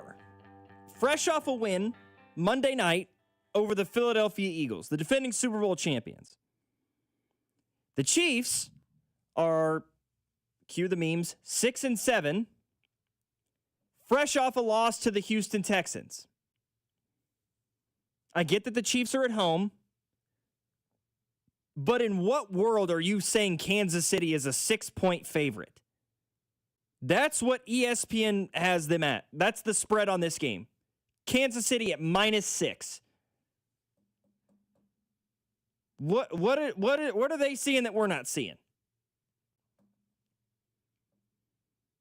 I do not feel good about this game at all. I don't. And I know that the Chargers have injury issues. And yeah, they've been without Slater. And Quentin Johnston may or may not play. And this and that and the other thing. But I did it last week, and I'll do it again this week. Last week, I took Houston. They had the more healthier team. They had the better defense, I thought, going into it because of the defensive line. I do believe the Chiefs are going to keep our hopes up. Got the Chiefs winning 27-24. Oh, you're hammering the over. Over-under's at 40.5. Yeah, the over's happening. I've got the under. I've actually got Chiefs 20-17. Okay. So the under hits. So yeah, I'm telling. Keenan Allen anytime touchdown. I think the Chargers cover. Oh yeah, I the think Chargers that are covering at easy. -6. I think the Yeah, Chargers. there's no cover. way. They'll keep us alive. They'll string us along for another week just to break our hearts on Christmas Day. That's how I see it happening. For the second time in 3 years. Yep. Yep, that's how I see it happening.